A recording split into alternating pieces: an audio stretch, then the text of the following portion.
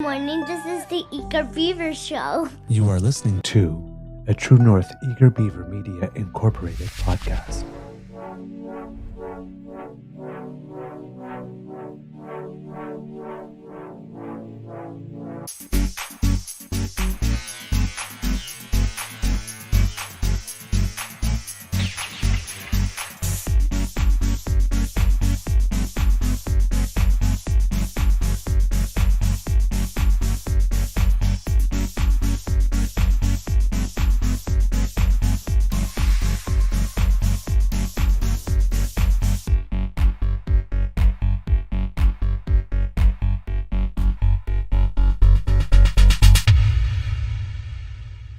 The True North Eager Beaver podcasts are proudly brought to you by our founding sponsors, the Misfit Mysteries from Corvid Moon Publishing, your source for science fiction, fantasy, and cozy mysteries featuring a broad diversity of characters, CanadianTarot.com, your uniquely Canadian online eclectic tarot community, and the Peppermaster, hot pepper sauces made from farm-fresh ingredients to thrill your taste buds and expand your mind.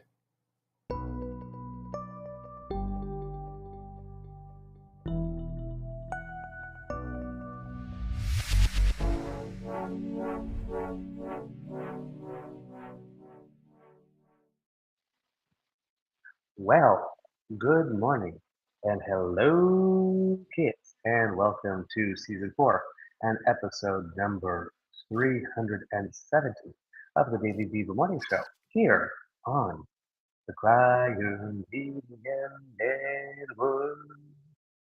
Yeah.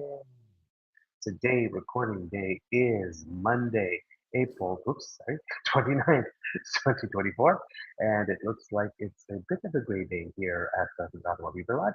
I'm your host, the Eager Beaver, pronouns he, him, hey, Mr. Beaver A, and with me, as always, as you can see, is my good friend, Mr. Grizzly. Big thank you goes to our podcast founding sponsors, the Peppermaster, the Misfit Mysteries from Corvid Moon Publishing, and CanadianTarot.com. We have our usual Monday morning show for you, but before we do anything else, we'll say good morning to Mr. Grizzly and ask, how's your mental health food today, sir? Well, Mr. Beaver, I am so tired, I don't even know. I went to bed at 9 o'clock last night. I was sitting on the couch, falling asleep, and I just looked at Bridget. I go, I gotta go to bed. I can't stay up. Climbed into bed, fell asleep. 11:30 woke up with just horrible heartburn. And then it was like every hour, every 2 hours after that, same thing, like just brutal heartburn. I had no medication to take care of it. It was all out. And you walk by it in the store and you think, oh, I don't need that, and don't buy it, and then you need it. Yeah, that was my case. So Yep. yeah, so I'm heartburn's gone now, thankfully, but I'm really tired. I'm a Thankfully, little tired too. I'm working from home today, though, so you know. What's going on? Yeah, I'm a little tired too because Oh, you froze. Did we lose Mr. Beaver? I think we lost him. Looks like yeah, he's frozen. Oh, there you're back. I think there you we were go. frozen Yeah, for a something second. weird appeared on my Can't hear screen. you. Yeah, okay. Yeah, I know. I saw that. It was Very strange. Yeah. A bit tired as well because I have been sleeping on the sofa because we have family here. House guest. Oh, we lost him altogether. I guess he'll come back in a moment or two. And there he is. He's coming back. There we are. It was weird. He What the just hell? dropped right off the face of the earth there. And it's showing you have a good signal, so I don't know what the cause is. Very strange. But you're all blurry now, Yeah, so really is. there you go. Linda's giving you a I'm pun blurry now name. too. Yay. Frozen Beaver. Frozen Beaver. Yep. Frigid me.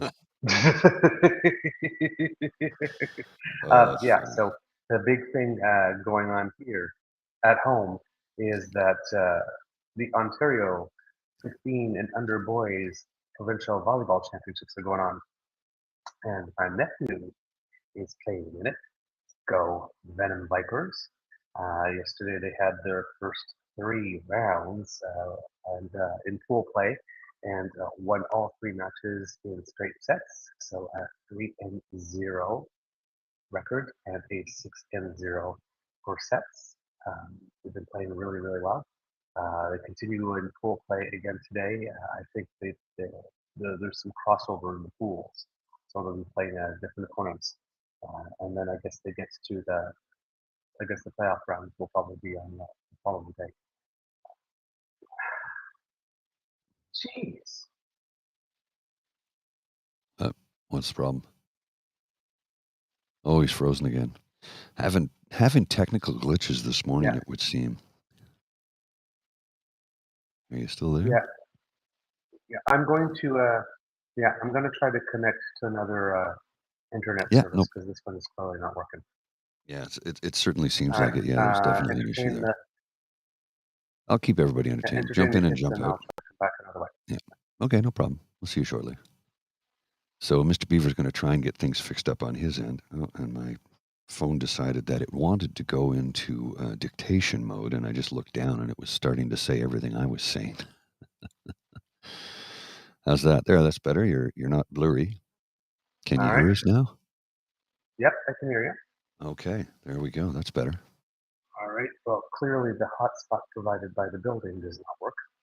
So it would seem. Yeah. Yep.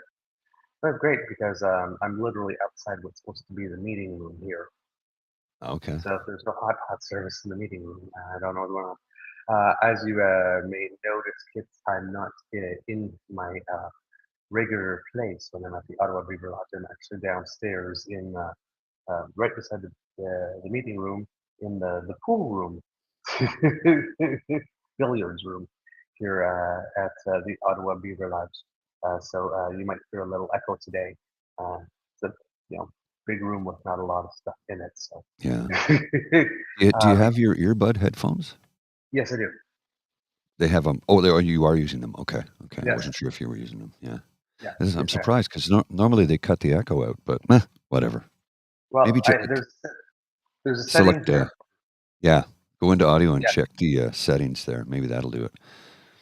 Because you can hear me, but I think it's picking up a different mic. How about that? That might be the case. Is this better?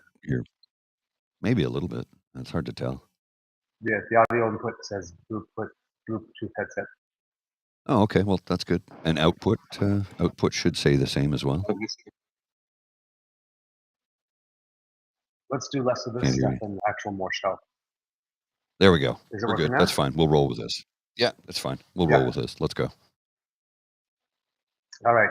So, yes, I am downstairs because the Beaver Sweetie and the father-in-law are still sleeping. Weren't they supposed to get up early and go for a walk? That was the plan originally, yes. Walk in the morning coffee. But that did Best not laid plans happen. of mice and men.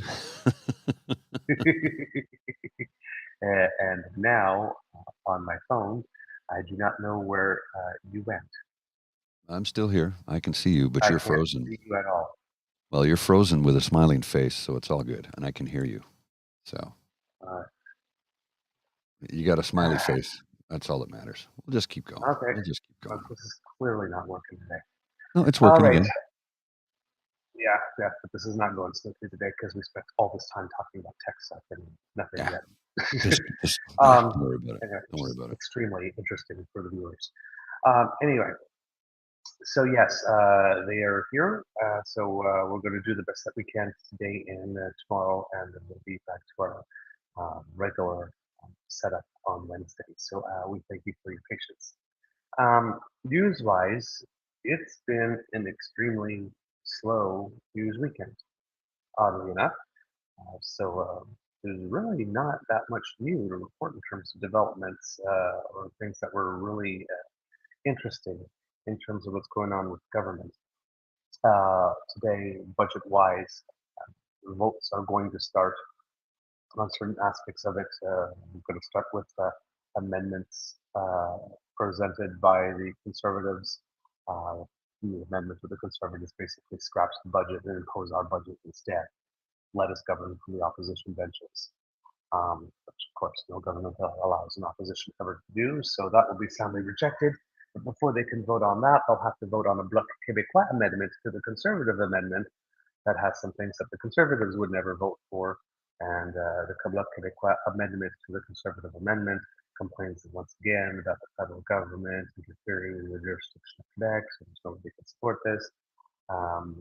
That I'm not sure if that's the aspect with which the Conservatives federally would disagree, because Alberta, Saskatchewan, seem to have the same position as Quebec on this in theory, yet in practice, they don't do the things that Quebec has done. As we mentioned on the previous show, they did not show up to the table with money, matching money for housing. They did not start a national daycare program over 20 years ago, and they did not have a carbon equivalent that would meet the requirements of the federal backstop, and had it for several years, well over a decade, as has Quebec.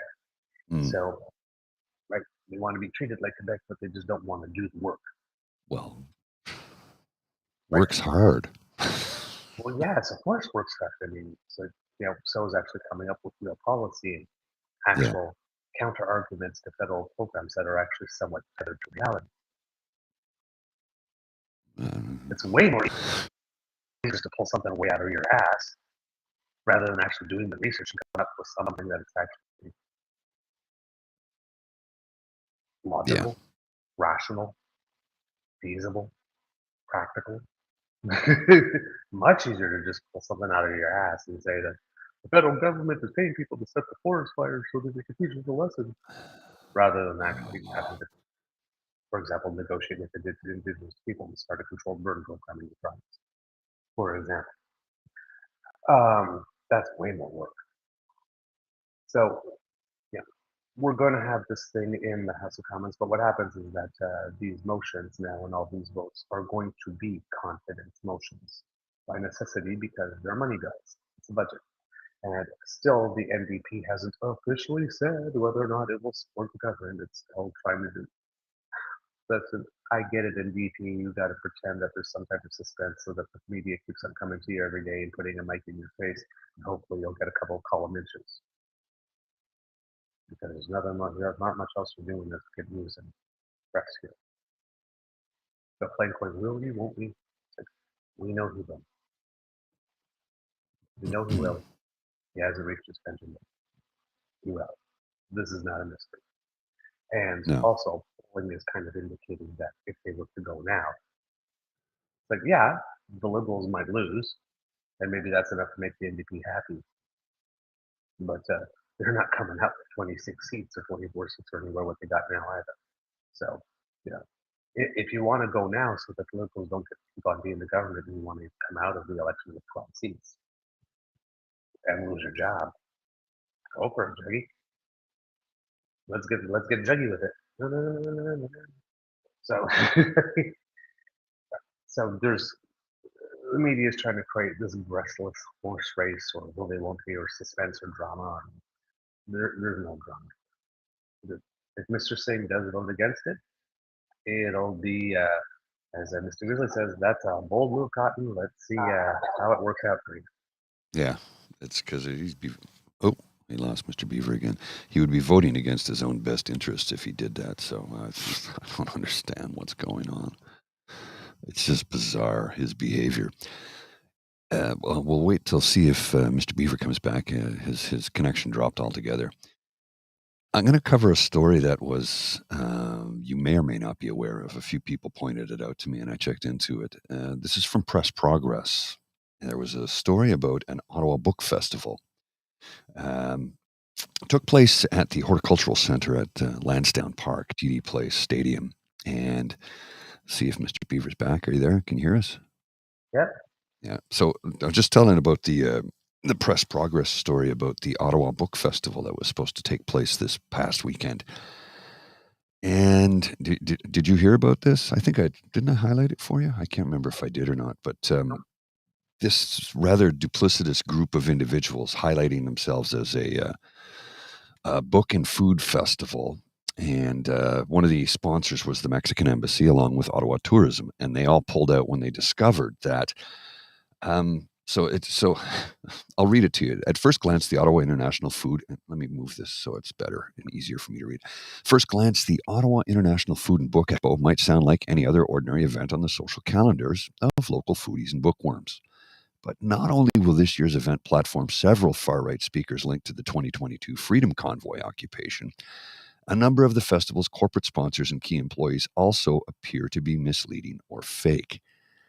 This year's event, held at the historic horticultural building at Lansdowne Park, is being promoted by Ottawa Tourism as a celebration of literary culture, crafts, and food.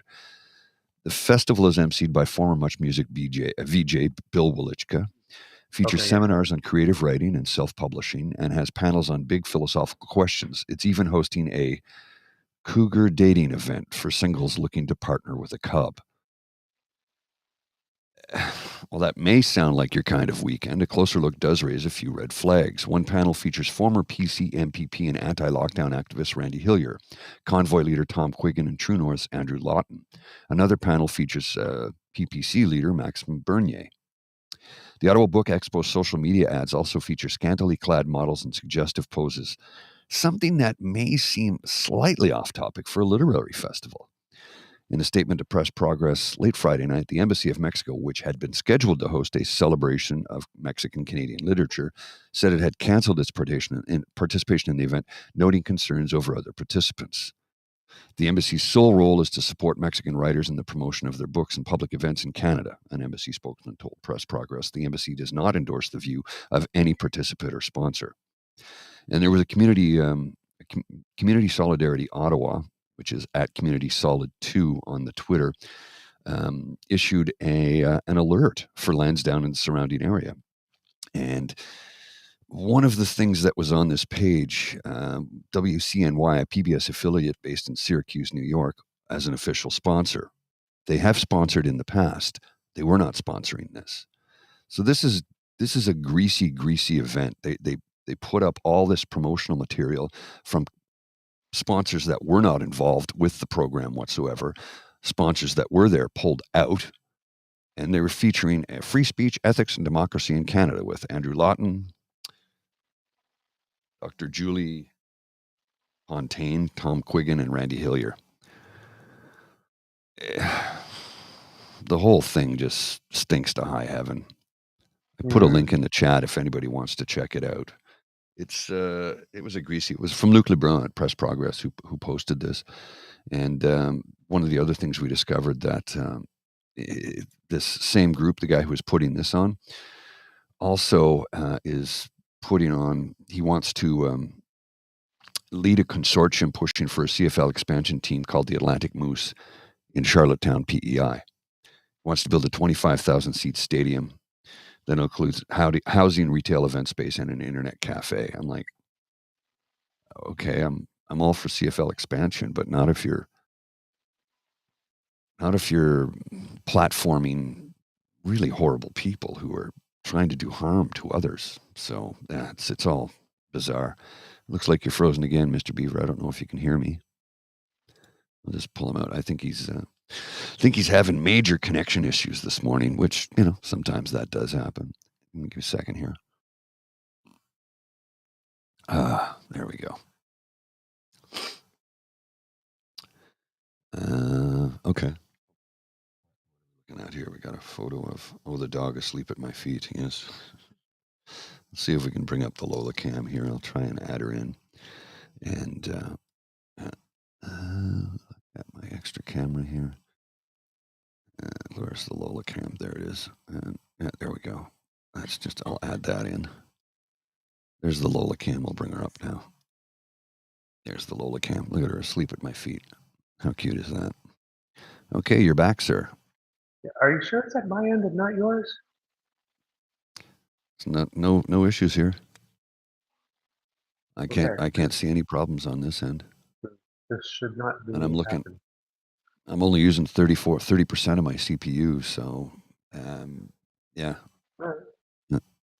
Really weird. Yeah, that thing that you talked about, I did hear about it actually, but all from the perspective of Bill Wolichka, who was there the first day and said, "What the hell is this?" And then signaled that he would not be back. Oh, he bailed, did he? Oh, yeah. Yeah. once he realized what this was, it's like, dude, do you not realize I have a brand? Yeah. And I don't It's want like, it associated. what made you think that a person like me would want to be associated with anything like this? No kidding, right? Like, I've met It Bill was a like, couple of times. He's a nice guy. yeah, He he's he's literally, he was literally, he's a s ding, this is my stop. yeah, yeah. He's a center left progressive, right? And I don't even know what his political bent is party wise, but policy wise, he's definitely a center left individual. I mean, it's rare to find somebody who works in that field who is anything but, you know. Yeah, and But it's not because, as Daniel Smith would want to suggest, that journalism schools keep people who are conservative minded out. That has nothing to do with that. It has no, to do with the fact that being a journalist or reporter is a human job. You yes, actually go out and meet different people from all different walks of life throughout your entire career. So naturally, you become a person who becomes open to hearing different people's stories and different people's perspectives and literally wanting to consider all sides and thinking about, okay, well, this is for everybody, but I've talked to many people like this. What about them? It doesn't make them a bleeding heart liberal. It just makes them realize that there's a bigger world out there oh yeah, yeah. and that people are fascinating. But that's all it is. Journalists deal with people and with telling people stories. hmm and They're not. It's not that they're radicals, but it's like the right would like you to believe that. they're just telling the truth. Well, most of the time, anyway. Most of the Yeah. time. There So are individuals that call themselves journalists, like Kean Bext and Andrew Lawton, and they're not journalists any more than you or I are. We're not. yeah, We don't. yeah. Neither one of us went to journalism school. You're a professional writer, but you're not a journalist. No, no, no, not at all. Not by any stretch of the imagination. We I, just want to get the truth out to people. So yeah, we don't. I don't have an editorial bent on any of this. I just want people to know the truth. That's it. yeah, That is it. And it really when is.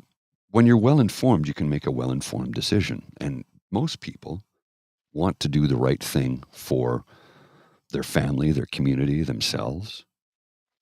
And if you have the right information at your disposal, you can make an informed decision and then, cast your ballot for the best candidate in your riding. I, I spoke to somebody the other day, says, well, I'm voting conservative in the next election. I said, okay. Aren't you mad about that? And I go, no, you vote for whoever you want. But tell me something though. Why are you voting conservative? Well, I'm sick of Trudeau. That's not a good reason to vote for the other party.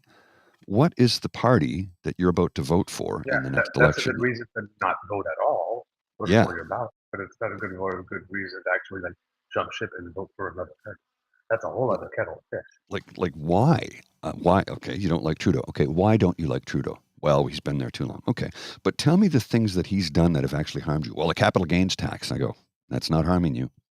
Well, if we sell this house, we're going to have to pay 66%. I go, nope. If you sell the house for over 1.25 million, you will pay an additional tax. If you sell it for under 1.25 million, you won't pay it. What? Huh? It's the way the tax works. It's over the capital gains is on 1.25 million. One and a quarter is when it gets hit. No, Well, then I've misunderstood. no. There's no capital gains on the sale of your primary residence at all. No. At all. Okay. So there's nothing on Like I say, primary residence. if you inherit a residence, Yes, that's what capital that's. gains Yeah. capital gains are paid by the estate at the time Yes. of disposition. When it comes to you, you would only pay capital gains because if you sold it, and you would only Right. pay capital gains on the change of the value of the house from the day you got it, not the Right. day that your parents bought it because they've already paid the capital gains on that the estate at disposition there. And then you would be taxed at the individual, so the first 250,000 in capital Right. gains after you inherit, not pre-inherit, after you Right. inherit, that would be taxed. 50% of that would be taxed. And after that, every dollar after 250,000, 66% of that would be included. Okay. Well, I had a Yeah. general understanding. I just misunderstood some of it. But yeah, primary residence is not affected. Yeah, that's right. Primary residence, so it's, but it's people that they're sitting there, they're talking about, oh, well, like we got a cottage, and what if I inherit it? And it's like, yeah, but it's not going to be like if your parents got the cottage 80 years ago. It's not going to be those 80 years of capital gains plus that you have it. Yeah. Those all the time that your parents had it, that's cleared at the time of disposition with the estate, and then your capital gains start. So if you get it and sell it right away, and so make $25,000 on it, it's just $25,000 capital, like this at your regular, because it's your second home, not your primary residence. Right. Right. Well, and So it's there's a lot of things being bandied people about. are not they're not really understanding this. Well, lifetime And is again, 1.25 million. Okay. yes, lifetime is 1.25 million. So yes, when the federal government, when Christopher Freeland says it will only affect 0.13%, like that is the one on individuals, Right. right? Larger corporations and stuff like that. Yes, there are a few of us, like when they're talking about like independent contractors and stuff like that, independent professionals like doctors. If they have everything in the business and they didn't, take out RSP and use other savings for retirement, and they say, oh, this is in my retirement. So, yeah, people who have one-time lifetime dispositions that might have accumulated over 250, yeah, they will be cut. But again, how many of those are us? And Mm-hmm. how many of those are because of work? Independent contractors, professionals, yes, because of work, but it's not like they can't arrange their affairs in other ways as well. They don't have to put their entire revenue or savings into the value of the organization or the business and then sell it. Like, hey, I'm going to make off good with capital gains. They can contribute to a PFSA. They can contribute to an RFP. Oh, They can yes. buy, right? They have other with some, and unless they're going to sell their practice in like the next year or two, they have some time with tax plan with their accountants and to make all of that happen and lessen the date. So there's a very few people out there that are going to inherit something and then immediately dispose of it and Right. pick up another 250,000 capital gains. Oh, lost him again. I don't know what happened there. One of the other things I read in the last few days about the capital gains tax increase is all of a sudden, according to the Globe and Mail, apparently, there will be a great amount of, let's put it right on screen there, amount of people trying to sell their cottages all of a sudden because they're afraid they're going to get hammered on the capital gains tax. And I'm like, oh, really? So what you're saying is you're going to suddenly flood the market with cottages, which will reduce the purchasing price. The price will drop. So in the end, if all these people dump their cottages onto the market to sell them, it'll just drop the price across the board, and we'll have more cottages available for you or I to purchase, which I can't purchase. But I read that in the Globe and Mail the other day that there's tons of people that are getting ready to sell their cottage because they're afraid of the capital gains tax. I just thought this is hilarious. This is fear mongering, is all this is. Yeah, absolutely. Right? That's all it is. Because I mean, really, so you've had a family cottage for 50 years. Oh, I better sell it before the capital gains tax hits me. So you're never going to use it again. You're just going to put it on the market right now, and everybody's going to start doing that. Really? Really? Come on. Businesses are all going to pack up and leave. Everybody's going to get dinged on their principal residence or like stuff that they inherit, and all the doctors are just going to up and leave. That's how they're trying to scare. It's absurdity. It's not going to happen. It's not going to happen. The other bit of news, and I hesitate to speak of it, really, because hello. I'm David the Super. Yes. What unit are you in? 511. 511. This building? Yes. Okay, perfect. Thank you. Okay. Yeah, that's really weird. And now I just, fuck. Yeah. Strangeness happening. Oh, well, I will get him back in a minute or two here. some bizarreness that's happening, both technologically speaking and I guess building wise. I don't know what's happening. Somebody must have complained. There's somebody down there using the room. Yeah, somebody who lives in the building who has the right to use the room. Please tell me what the problem is. He's sitting next to the meeting room where he's having a meeting. It's like, oh boy. Yeah, some days you just don't know what to think. And today's one of those days I don't know what to think. I see that Kristi Noem is still trending. I don't know if you're aware of Kristi Noem or who she is. She's the governor of South Dakota, and she wrote a book recently. And in her book, she bragged about, well, for want of a better term, extinguishing the life of her puppy because she said the puppy was untrainable. So she pulled out a pistol and yeah.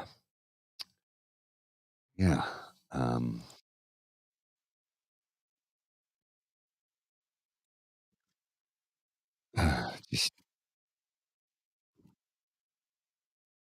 I just don't know what to think about that. Oh, there's Mr. Beaver. He's back again. All right, I'm gonna have to try and go back upstairs because now it's saying that the battery is shutting down because my phone is apparently too hot. Oh And yeah. I've just gone through 2 gigabytes of personal bandwidth because it hasn't been connecting to the hotspot downstairs. Oh. So I'm just gonna go back to my unit and Okay, no problem. try again. Here, I will send you this in the meantime though. If you that's Umar Zamir Okay. speaking because I wanted to talk about this. Okay, well, And I'll get to hopefully that by in the just a time sec. I get upstairs. Yeah, no problem. I'm I'll get to gonna. that in just a sec. I was just talking about Sorry to interrupt. South Dakota Governor Kristi Noem and her horrible behavior of recent. Oh God, yeah, Kristi Noem. So Anyway, this was I got a picture of her puppy dog, that okay. Cricket, See, German short-haired pointer. Okay, we'll see you in a few minutes, sir. Her German short-haired pointer that she decided that he was untrainable, so that chose to pull out a pistol and yeah, that beautiful little animal is no longer with us because the governor of South Dakota is a psychopath. Clearly, it's disturbing to think that somebody would do that to a defenseless animal, but she seems to think she was going to win points with some of the MAGA people by doing that, and I'm like, yeah, that's not really working well in her favor because most people love dogs. I know there are some people who don't. I know there are some people who are afraid of them. And I know people who are afraid of dogs but still love them because dogs just give you love. And my dog has made a tremendous difference in my life, from both helping to alleviate my depression and my anxiety, along with the medication and the work I put into it. It's just made my life that much better. And here's, this woman said her dog was untrainable, and all these people replying to her responses with, yeah, my dog's untrainable too, and I wouldn't change a damn thing about it. This is my dog that I found on the side of the road, and if I leave him alone for too long, he shreds all my furniture, and I don't care. He's a good dog. I've given him a good life. So this woman is, man, oh man, like, she's getting pilloried, and justifiably so. She should be getting pilloried for this. This is not normal human behavior. You know who else did that sort of thing? There's a list of individuals who used to do that sort of thing. Psychotic serial killers who killed dogs before people. Jeffrey Dahmer, David Berkowitz, Edmund Kemper. I don't know if you know who he was, but yikes. Ted Bundy. Edmund Kemper was featured in that FBI series a few years ago, the profiling series that was on Netflix. Edmund Kemper he's still in prison, and they say he's a model prisoner. He's about 6'9", about 360 pounds. He's a big, big man. Complete psychopath. Dennis Rader, I'm not sure who that is. And Alberta DeSalvo. But these were all serial killers that started with killing dogs first. So she is a special individual who is going to receive some special treatment from social media over the next little while. Because I don't know a person, like I said, I know people who I might be afraid of dogs, but I don't know many who hate them. The vast majority of North Americans, I'd say, well, vast majority of people around the world love dogs. So that Mindhunter, yes, thank you, Carol. That was the name of the show, Mindhunter, the series. Edmund Kemper was featured. He was the guy they kept interviewing. On Raiders, the BTK killer. Okay, right. Thank you. Can't keep everybody's name straight sometimes. I'm old and tired, and I only got a couple hours sleep last night. But let's move on from that horrible news. And I have the clip of Umar Zamir speaking, which we haven't shown yet. So I will show this right now. It's about a 2-minute clip. We'll have a look at this, and we'll see you on the other side. Hang on here. Let's just hit play. There we go. Never meant any of this to happen. I am sorry for what had happened, but I never meant any of this to happen to this day. I can't thank enough to Mr. Nadir, Mr. Alex. I can just say this, these are not just the lawyers, these are angels for me. They work not just for this case, they work for the truth. When Nadir first came to me, when I was in the detention center, and I asked him, how would you pursue, how would you go with my case? He said, I know it's very complex, but I know I'm dealing with the truth, and I won't leave you by your side. Just before the verdict, he only said me one thing: no matter what the verdict will come, I will be with your side.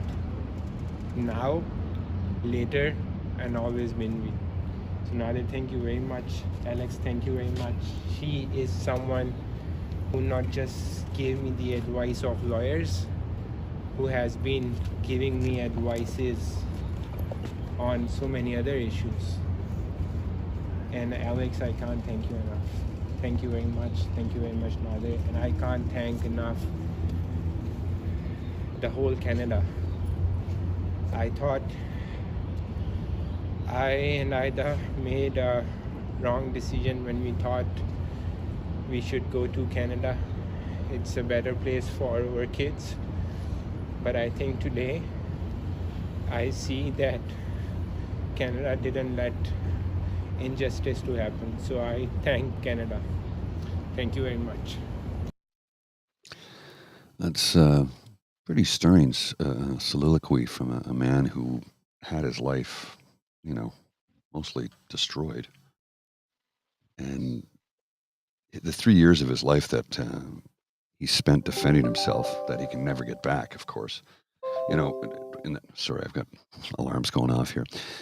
When the judge said, I have the rare occasion where a judge apologizes for the travesty of justice. He says, I'm so very sorry for what has happened to you. Mhm. It's an extreme circumstance, and what happened to him was terrible, and a life was lost in the process. But he was innocent of what they tried to convict him of. And as the saying goes, it all comes out in the wash, and it did, thankfully. Yeah. Justice was served. Yes, but not only justice was served, but thank God for closed circuit video cameras. I can barely hear you, sir. Oh, okay, maybe the head. Yeah, take them out, maybe. You're it's one of the. It's Monday, man. Stuff always goes sideways on Mondays. There, that's better. Yeah, much better. Things go sideways on Mondays. Yeah, Yeah, you were really muffled. Right. Now you're clear. I can hear you loud and clear Right. now. Perfect. So the other thing is, thank God for closed circuit TV. Yeah, Thank God for video. yeah, no He'd kidding. be in jail. They would have railroaded him, Oh yeah, and they tried to. and They the tried premier to. would have cheered. Yeah. And so would have Yeah. the former mayor. Well, we saw what they did, right? So Former mayor John Tory kind of backed that truck up really quickly. yeah, Sure, it's like, oh my God, I'm so sorry. Can you tell that John Tory is a lawyer and doesn't want to get sued? Just saying. And Doug Ford kind of also sort of, not as much as John Tory did, but sort of took a bit of a step back too. But yeah, they were perfectly happy with railroading him when they thought it was just a brown immigrant. Yeah. I mean, Thought they could get away with it. they actually said that the police officer that had gotten hit, whose life was tragically lost in this horrible accident, was actually standing in front of the car with his or standing either in the front or the back of the car, wherever it is, with his hands up, going, "No, no, no, no, no!" And so everybody said, "Yeah, we saw it." And then look at the video, it's like, "Yeah, that never happened. Yeah. Yeah. Never happened." And they never identified They themselves lied. as a policeman. They just lied. And you know, here's the And all thing. the stories corroborated. They all told the same lie. Yeah, well, they should know better than to try that, because there's cameras everywhere today. Everybody knows this, right? But people still behave terribly on camera daily. I just don't get it. Yeah. Somebody's always watching somewhere, so maybe don't behave in that manner. Yeah. Somebody is always watching somewhere. And what Mr. Zamir had to say, Yes. I think that all of that just speaks for itself. His demeanor is calm. Yeah. The words he had to say, what he had to say about Canada, what he had to say about his lawyers. Yeah. Well, and Linda's got a very, very good comment here. It wasn't just the police. The Crown Attorney should have never let the case get to court knowing the evidence. Yes. I'm like, you're right. Yes. But somebody wanted to win. Yeah. Prosecutor wanted to win, so they went anyway. Yeah, and this, And this here I is the don't get flip it, side. because it's not like the United States where prosecutors and DAs then run for office.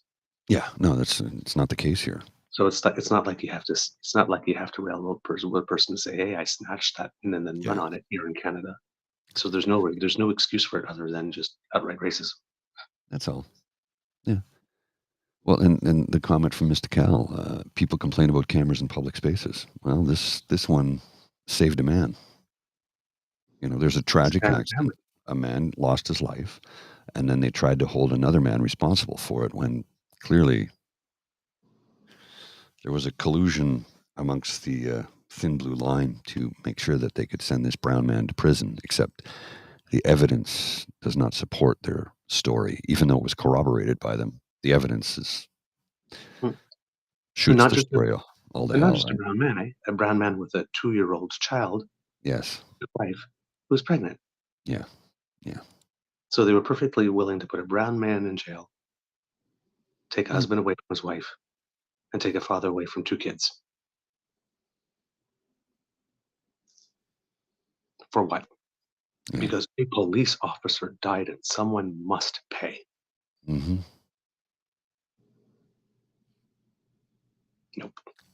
Nope.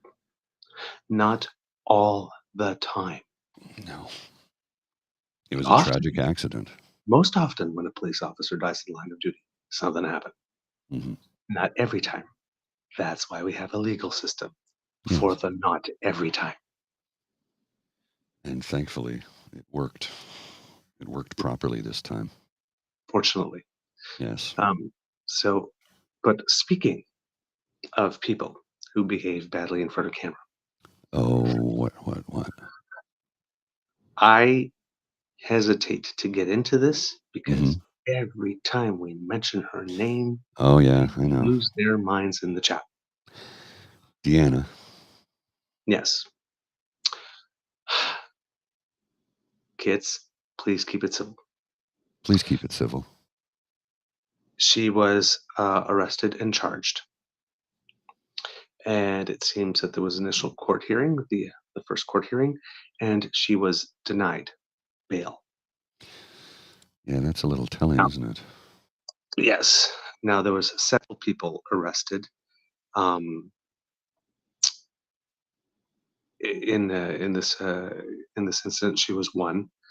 So there were several cases going on, and she had been charged with a few things. Unfortunately, I don't have it right up on my screen, so I will bring it up. But it seems that as we've seen in videos, and people have a reputation based on their actions. Mhm.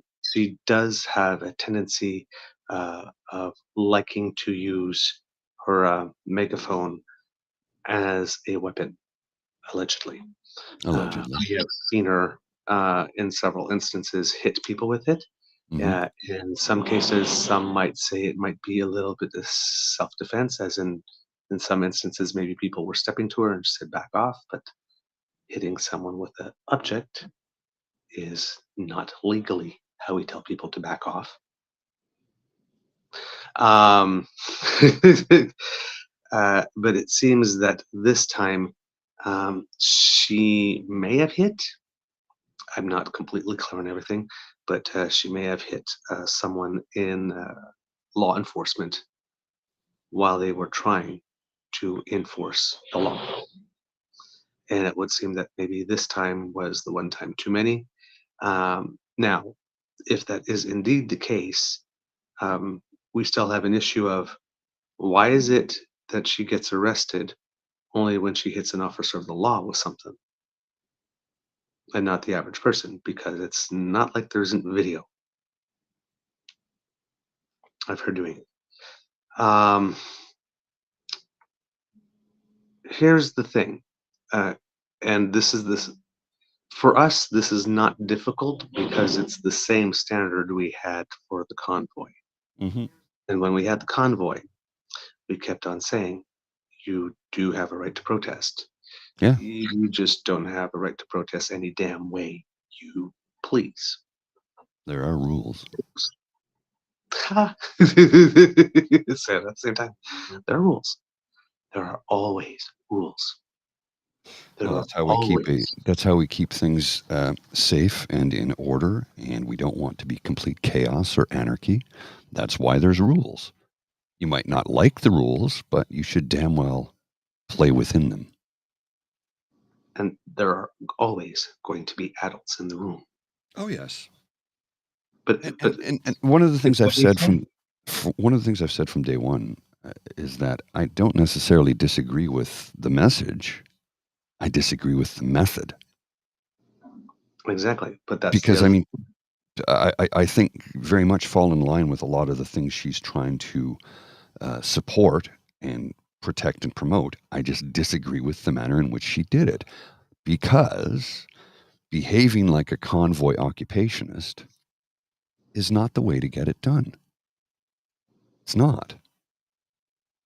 And I've had people say, well, you went out and yelled at him in the street. Yeah, I did. One time. I had my piece and then I walked away. I did my protest and walked away. I didn't continue to harass people, even though they are terrible people. And they are. I didn't continue to harass them. I just tried to live my life. She has been weaponized and promoted through social media. And I don't know the person. I've never met her. I don't know what she's like as a human being. And again, I largely agree with the causes she's supporting. I just disagree with her method. Yeah.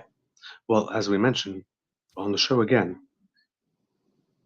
when the convoy people said, "I was arrested for what I believe." No, you were not. No, that's You not were why you were arrested arrested. for actions you posed, decisions you made, choices you made in furtherance of those beliefs. And this is the exact same standard that's being applied here. Regardless of the nobility of your cause, Hmm.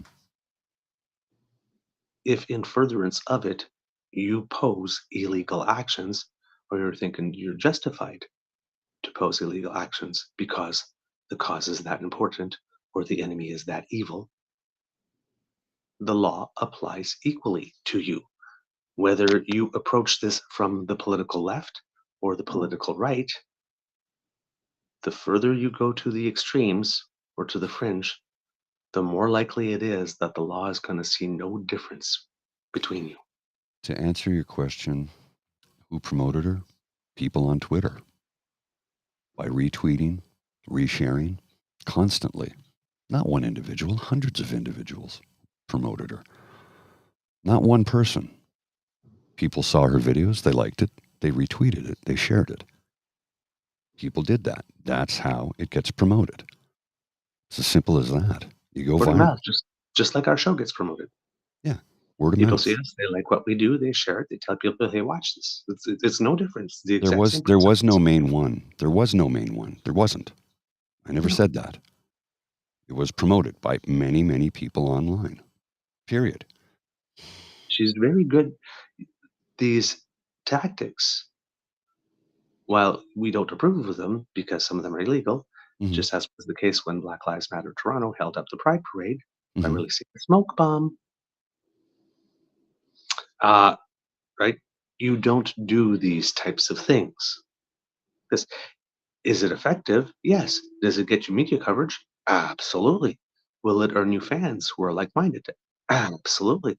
Will it earn you a whole bunch of people saying, "Yeah, you did the right thing," and will support you and you know feed your echo chamber and create a narrative that says that you're in the right and everything. Yeah, and the law doesn't care. Mhm. The law doesn't care. So 10,000 people supported me. They approved of my. Yeah, the law doesn't care. Here's a quote from at Corn Kernel Pop Prairie Grass. The bottom line here is people think they have the freedom to do and say whatever they want despite impact on anyone. And the internet gives them a platform to brag and show off. And people like the post, which results in positive feedback. Rinse and repeat. You get that little shot to the brain of adrenaline. Adrenaline, Yep. that's not the right. You know what I mean? You get that little boost. You Serotonin. get serotonin boost. Thank you. Serotonin boost when you see people like what you did. So rinse and repeat. This formula works. I'll continue to do it. And that's what it boils down to. That's basically the reason why people say whiteness is one hell of a drug when they look at white supremacists protesting and they Hmm. get all that approval and then they go back and do it again. It's one hell of a drug. It's, it's a variation on the theme. Hmm. Remember when our parents used to tell us, "Oh, if Johnny would jump off a bridge, would you?" 10,000 people doing a stupid thing doesn't make the thing being done less stupid. This is not a popular vote thing. It's not. It's not. It's illegal unless you get 50,000 likes. Then you can hit that person with your. It's not how the law works. The law doesn't care how many people like or approve of what you did if the thing you did is illegal. You have to go in court and say that you were justified in breaking the law. And there are very few reasons. Like, for example, self defense gives you a right to hit someone, but it only gives you a right to hit someone with proportional force enough to neutralize the threat. Doesn't allow you to take someone out, You know, right? Deanna's long said protect trans youth.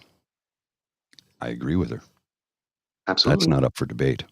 Not Not up up for for debate. Protect trans youth. Uh, protect the rainbow community. Yes, causes are completely not agree. methods. But the manner in which you do it, in the 60s and 70s, you had radical left wingers who, well, you remember people who would raid, like, I think, I'm not going to say the name of the organization, but it's about treating animals ethically. Yep. They would raid laboratories and release animals. I'm like, well, that, and then they'd damage and they'd storm college campuses. And I get what you're trying to do. You're just going about it in the wrong manner. If we're going to live in a civilized society, we have to be civil to one another. And when Mhm. you throw out civility, well, what comes next? Anarchy. And Yeah. everybody just wipes the rules right off the sheet, Yeah. does whatever they want. And we can't be doing that. Yeah. Now, certain media mentioned her name. Certain media just said 47-year-old person or 47-year-old women. People started yelling and screaming, "You got to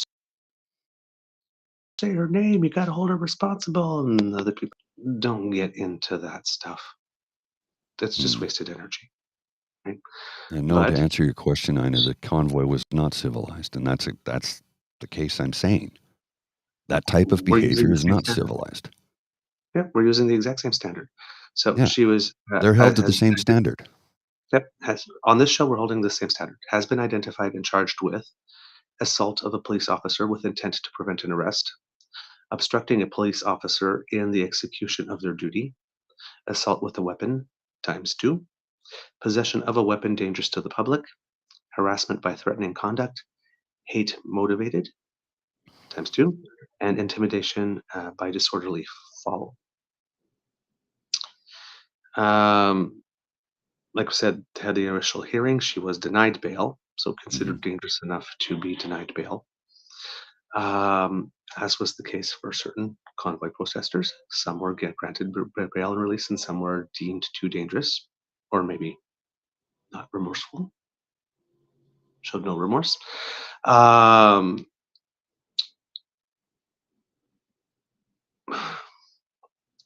not celebrating. No. I'm not celebrating. But I always try to be honest about what I feel and how I see it. I think a lot of you would be surprised if you saw me here today going, "Oh my God, they arrested her. I'm so surprised." There's no shock. I'm not. For me, this happening was only a question of when, not if. Mm-hmm. And well, yeah, I will be also very honest, law enforcement probably did her a great disservice by not arresting her earlier. I think so. When there was video of her hitting and just a private citizen, yeah, there probably would have been a legal thing, but it's not going to be as bad as hitting a police officer.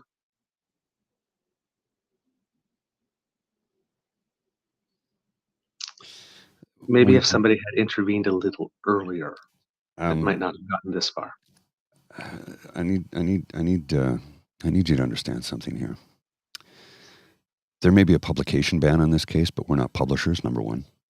Number two, we are not throwing anything in there that isn't already in the public realm. We also didn't watch the hearing, so we have no information from inside the courtroom to share that would violate a publication ban as well. We can't get into trouble for talking about what is in the public sphere. Period. We can't. This is public knowledge. We did not attend the hearing. We don't know what took place there. I don't even know all the charges. Publication ban does not apply to us. We're not publishers. It's as simple as that. I'm not sure. Yeah, that part I'm not sure. Had we been in the courtroom and had we been and talked about it, that would be a different story. But we're not. But we're not. So I mean, I think it could technically apply to us.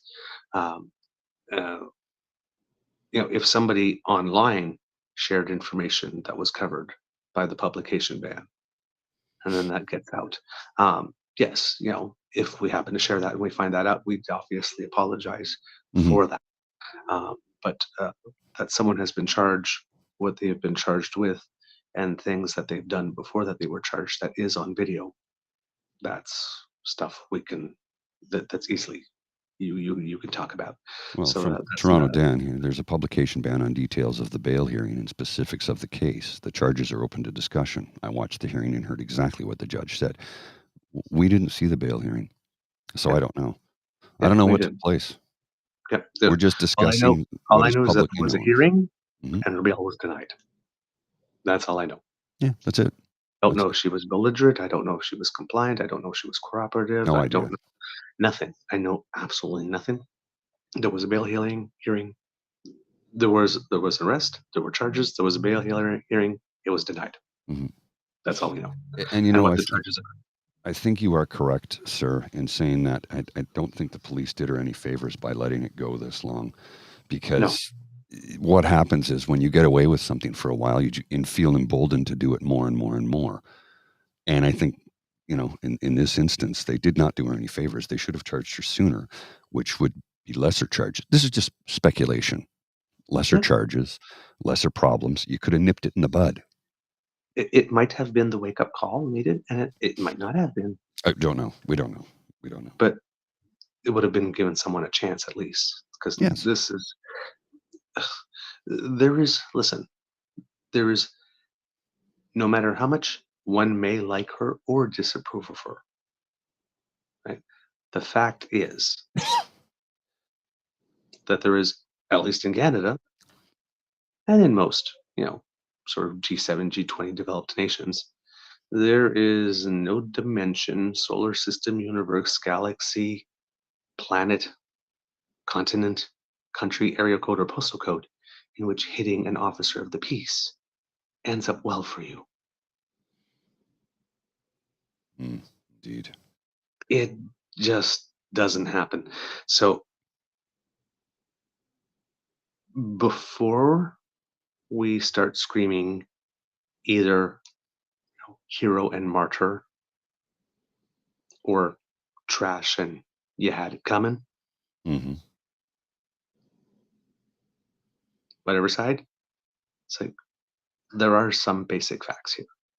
Except making a choice to hit an officer of the peace,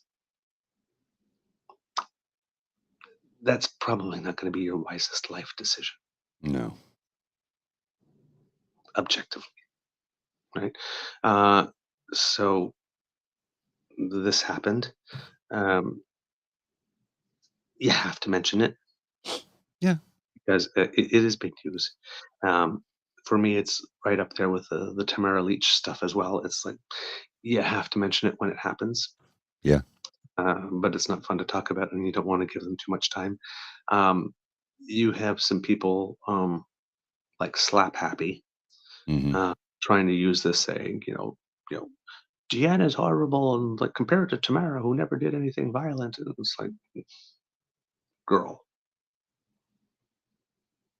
I think by any objective measure, we can say that Tamara is way worse in terms of the behavior she's exhibited. I mean, she's trying to counsel people to overthrow government. Yes. So, And let's not forget that she was part of the Maverick Party in Alberta, which was yes, it's a Wexit party, right? we're not in the same ballparks here. Mm-hmm. But you can't also, the right is trying to weaponize Deanna's arrest and saying, like this, oh my God, to elevate the people on its side. For people doing the whataboutism thing, whether it's going to be from the left or the right, just realize that while you may be looking at the nobility or your perceived nobility of your cause first, and then making all your judgments based on that, the law is probably looking at Tamara Leach and Deanna Sheriff as being flip sides of the same coin. Mm-hmm. So I know there's whatever the movements need to say to their members and to themselves to keep the motivation going. And those things are sometimes reality based and sometimes there's a little embellishment or whatnot, just to rally the Yeah. troops a little bit. I would be very cautious about going all in on a victim or martyr narrative for Mm-hmm. her if you support her. Tread lightly. Not tread lightly, and it's not like tread lightly for something terrible will happen to you. No. It's Just be cautious. That's all. care about the value of your word, Mm-hmm. and if you care about people being open to listen to what you have to say, and it's not so much people that already agree with you, but these movements are supposed to be exercises in persuasion. Mm-hmm.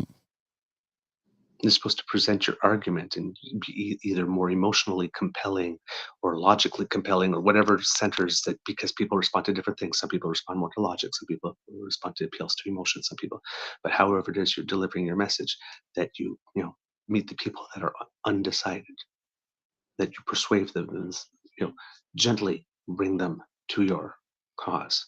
Mm-hmm. That's protection. And then there's coercion, believe in what I believe, or else something bad's going to happen. And that's not good. Right? We So, have an entire political party like that right now in this country. religion. Yeah. Do I what have this guy can something. you want you to, or else you're going to burn forever. I have So, something that just came across my feed that you may find interesting, yeah, sir. yeah. Is it about this? Um, 'Cause it's I just want to related finish to it. this little It's bunch off. related to it. Yeah, keep going, keep going. Okay. Well, I'll bring it up after you're done, but I just wanted Yeah. to give you the heads up. I'm going to grab a coffee at the same time because Perfect. I'm falling asleep.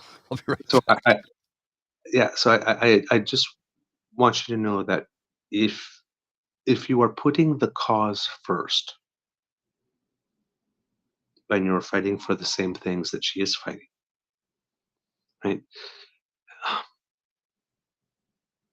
If you actually want to persuade and bring people to your cause, and it's not about I'm right and I need you to tell me I'm right, right? So if it's not about being right, if it's about persuading and convincing, doing the hard work of bringing people along and seeing things your way without threats, without violence, just on the power of your argument or on the nobility of your cause. Even though things like this may happen to people like Deanna, I think it's Deanna. I hope I'm saying it right. I'm sorry. Um, or Dina or Deanna. Um, whether you support that, well, if you do support that, um, you always have to separate the cause from the actions from the people. And if the cause is first, there will be time where people who share the same objectives as you as to wanting to reach the cause, but that employ methods that may not be the most conducive to actually getting to the destination. There might be a time where you have to be more careful with how vocal you are going to be in defending that person or in defending that person's actions so that you maintain your own credibility and your own ability to persuade. Because there is a group of people that you are seeking to persuade who may see what it is that she's done and say themselves also going, you know what, that's it, that's my stop. I can't, I want trans kids to be respected and loved and all that kind of stuff, but I can't. I can't support people, assaulting other people. To get there, that's my line. I can't stop that. If you're all in on the fight and you're going, she's a hero, she did right, the police was out to get her, and everybody screwed her over, and this, you're probably going to lose those people or your opportunity to persuade them. Sometimes having stronger or more militant language helps you, or doing things that can embarrass other people helps you. Because I know this because I'm from the gay community, and back in the days of the HIV/AIDS epidemic, when things were really bad, people would stage die-ins. They would go to the headquarters of a pharmaceutical company. They'd all lie in the street and they'd do chalk outlines, stop traffic for a while. Say, these are how many people are you're killing or are dying because you haven't made drugs available at a good price or all that kind of stuff. But there was no violence. Yes, we inconvenienced people. We stopped traffic, whatnot. We had a die-in. We did something big and spectacular that got us on the news, but nobody was threatened. There was no violence. And we basically tried to shame the pharmaceutical companies and governments to doing the right thing. We tried to paint ourselves as sympathetic so that, oh my word. I apologize, kids, I'm having trouble today here. We tried to paint ourselves as sympathetic so that we could get the public on our side, because we knew that everybody We knew that everybody knew somebody who was gay, but we just weren't out. And then visibility at every costs, or at all costs, became a thing. But we did the slow work of persuading people gently. You know people. There are people in your life. These are not just strangers or other people that are somewhere else that you'll never meet. You actually have relations. And that mattered.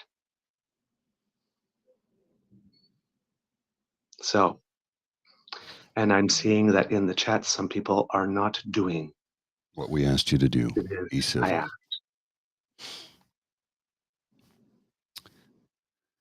So, Which is a yeah. shame. You have to understand, those of you who thinks that these tactics are appropriate, those of you who think that it's appropriate to go into other people's homes and not follow the rules of the house. Don't be surprised if eventually people tell you, the homeowner tells you you're not welcome here. Mm-hmm. There's only so many times that people are going to allow you in their home and allow you to piss on the carpets and relieve yourself on the floor and wipe yourself on the drapes before they say, you know what, we're tired of the cleaning bill.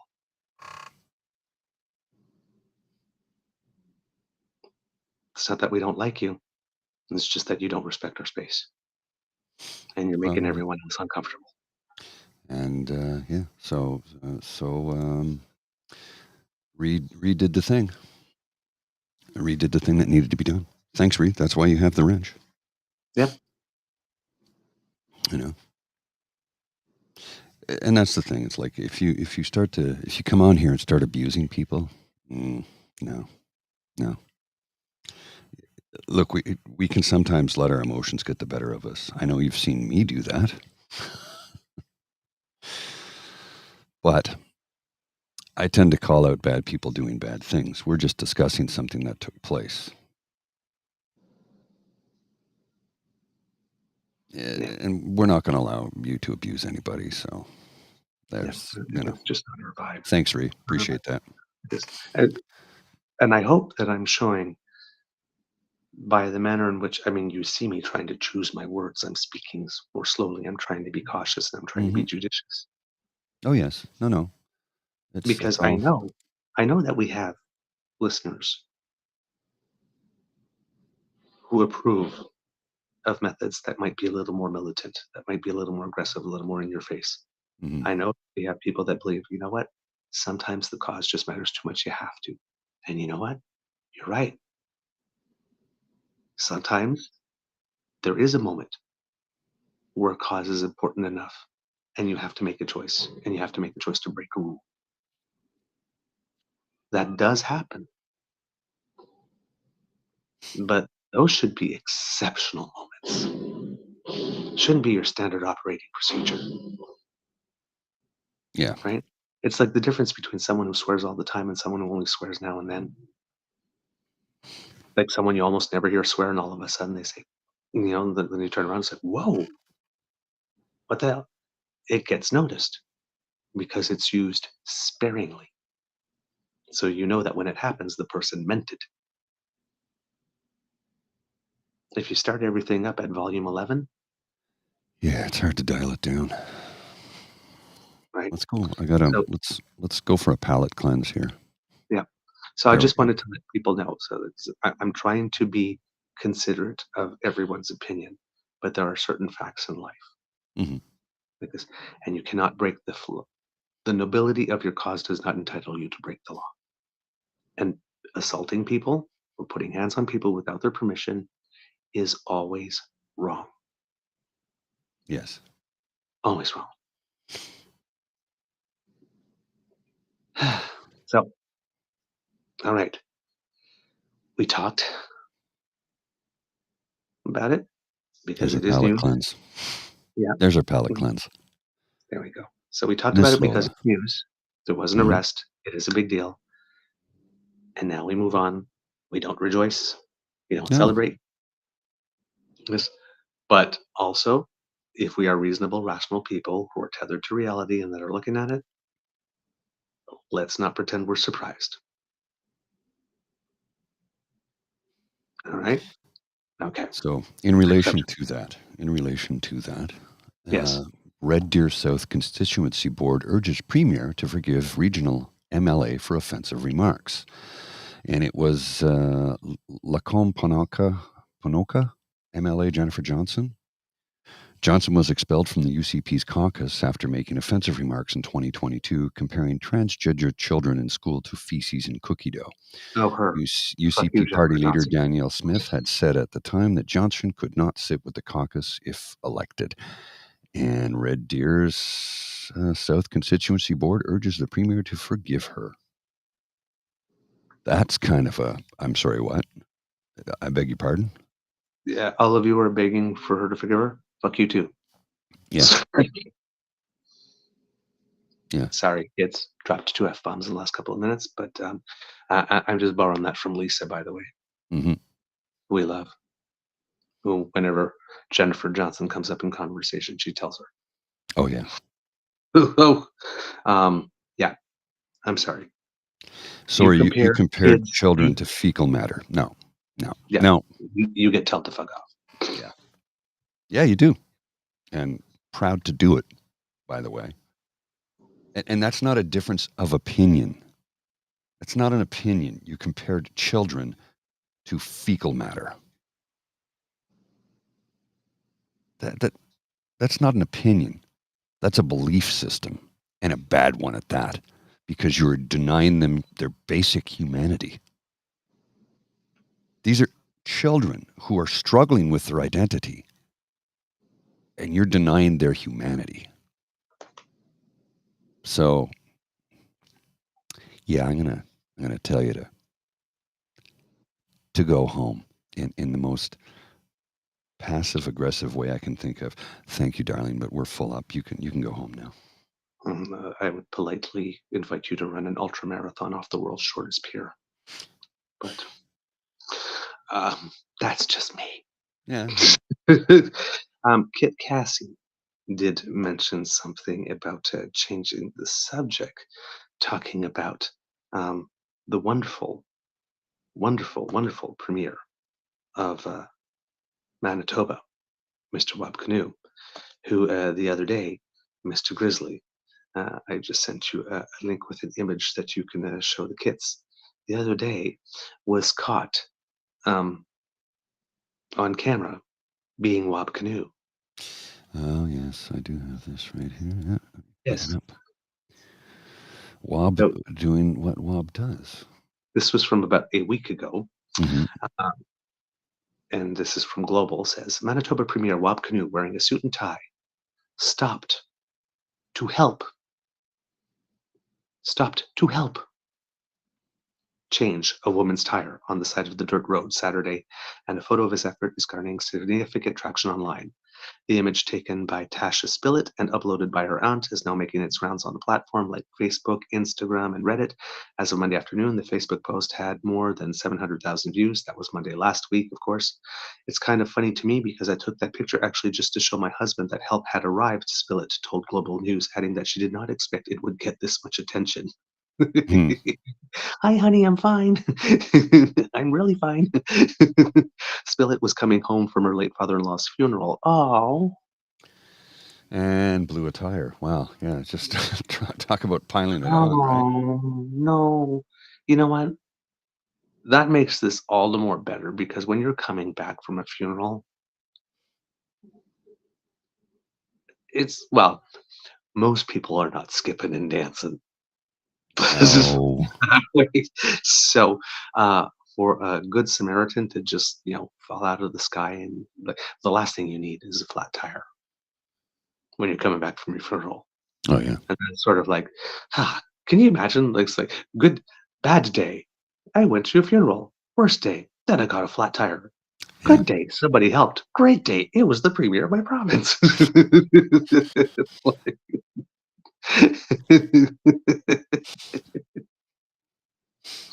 Right? Does everybody hate pants? Non sequitur. And you're right. You're right. That's exactly when a flat tire happens, right? The worst Yes. possible time. Exactly. So apparently, Premier Canoe said it was what any decent Manitoban would do: help somebody out. Just wanted to help her out and make sure she got home safely. Canoe told Global News. And people are saying, "Oh, he's just doing a photo op in it." No, that was actually not the case at all. Yeah. I mean, we know there's lots of photo ops that take place all the time, but this was not that. This just simply was not that. People, he's a good egg. I know that there's a faction that may not be equipped by the fact that someone who's progressive might actually be a decent person too, like in real Yeah. life. But it happens. It's kind of our jam, decency, you know.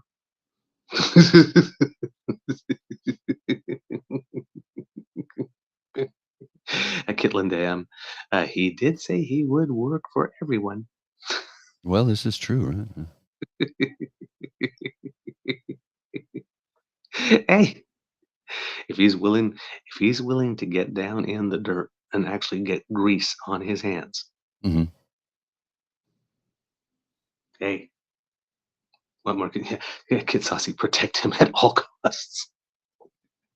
Oh, Kid Cassie, notice Swab kept his shirt tucked in, unlike PB. Well, Cassie, you can sit next to me. Oh man, that was that was a little saucy. I have to say, I approve. Mr. Grizzly, do you have anything? I have something that Cassie just sent me. This is I'm a little troubled by this. This is from April 4th, actually. I'm going to put this on the screen here for you, and we'll go through this. And this is from it's local steinbachonline.com. Steinbach. Anyway, Yeah, Steinbach, steinbachonline.com. I'm not familiar with steinbachonline.com, but I will pay attention to it now. Local news, Hanover, this is in Alberta. Hanover trustees reassert authority in teacher hiring process after decade-long absence. In a close vote Tuesday night, a motion was passed by the Hanover School Board that will see a change in the way teachers are hired for music and physical education. Before the motion was presented, Ron Falk, F-A-L-K, asked the board chair why this topic was put before the trustees only a year after it had been discussed by the board. I'm wondering why. Is there something that's changed? Is there new information? What is changing that we're doing this? Falk questioned. Chair Brad Unger suggested that trustee Shane Barkman could answer those questions after introducing the motion.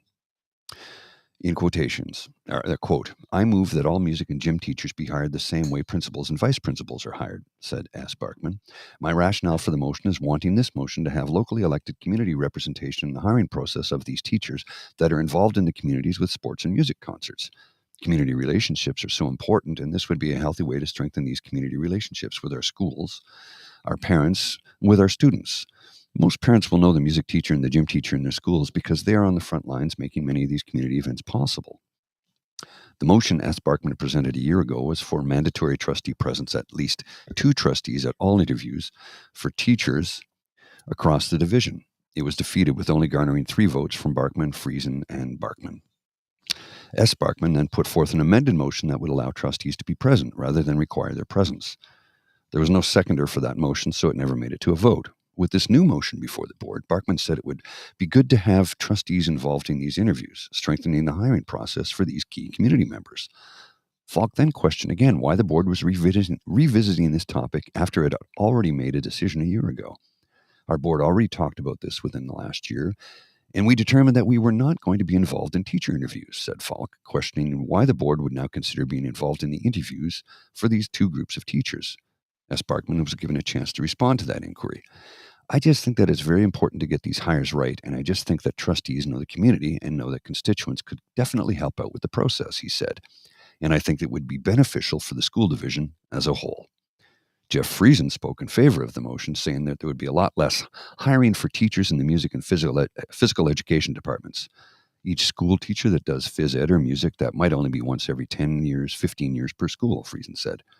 This isn't a big department, and I think it's a great idea to have a little more ears on the interview process that are going to be in our communities and affecting all ages for a very long time.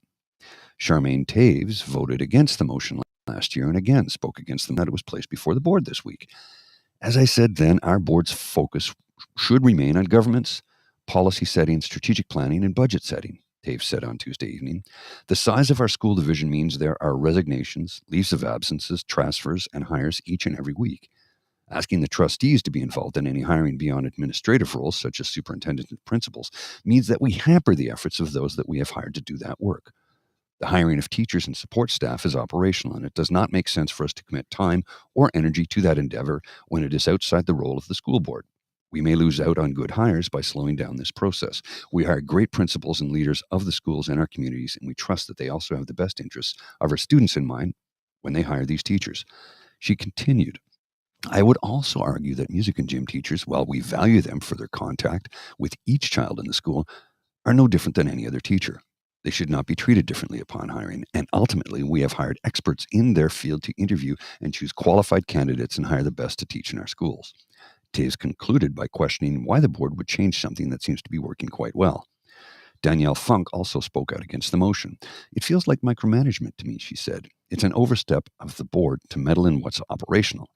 We are saying to our admin and our principals who hire staff that they're not doing a good job in doing so, and that we have better or more valuable opinions and a better ability to hire these people. It doesn't show trust in the people we've hired to do the jobs, and it also doesn't allow them to do their job without having to look over their shoulder because board members might choose to take over another job that they're supposed to do. Funk also said the board should not separate any teachers. A teacher is a teacher, and they can move into a position to teach music or gym, whether they were hired to do that or not. And it shouldn't be more difficult to be hired in any position by having more trustees in the room doing the hiring. At this point, Lynn Barkman asked Funk for clarification on her comments. Danielle, are you trying to say that in the past we meddled with the admin when we were part of the hiring? Funk responded by saying the school board of the day operated within the process that was approved during that time. And as a board, you guys decided that was no longer the appropriate process for this division, said Funk. Going back to say, yeah, we should be back in that room and hiring. That is meddling in what operations should be doing. It is micromanaging what their job is and sending a message that us as a board believe they're not capable of doing those jobs. L. Barkman responded, I disagree. Dallas Wiebe stated that he does not see it as a bad thing that the way the board is involved in the hiring of principals and vice principals. To this, Funk responded, there's a difference between us being involved in hiring the leaders of the school to us being involved with everybody who's going to be in the classroom or a portion of who is going to be in the classroom. Cheryl Froese, F-R-O-E-S-E, Froese, I guess, suggested that this motion would bring forward changes that would promote community engagement. This was followed by a discussion on whether this motion would make it mandatory for trustee involvement in these interviews or whether it would simply be an invitation to allow trustees the option of attending. Conversation turned to current procedure for hiring principals and vice principals, what that looks like and what this could mean if this motion was approved. After some discussion, S. Barkman said he would be willing to have the motion amended to state that music and phys ed teachers would be hired the same way that vice principals are hired. Taves urged trustees to carefully consider what this motion means for the hiring process. This still means the board would be making the decision on the hiring and the principals could give their opinion, but they would actually have no say. Chairperson Unger opened the floor for Superintendent Shelley Amos to offer her thoughts on the topic. We've been through this before and have spoken on it before, she said. I feel the need to say that the trustees have not been involved in this since 2010, and you're going backwards if you consider this. I feel like I need to say that it is actually the assistant superintendents who do the hiring. It is not the principals. Principals actually don't have the authority to hire. The assistant superintendents have the authority to hire. Amos noted that even though principals do not have hiring authority, they are involved in hiring teachers. They definitely give their recommendation because they know their school the best and they want the best for their school and the fit. So people involved in the hiring process really need to understand what's needed.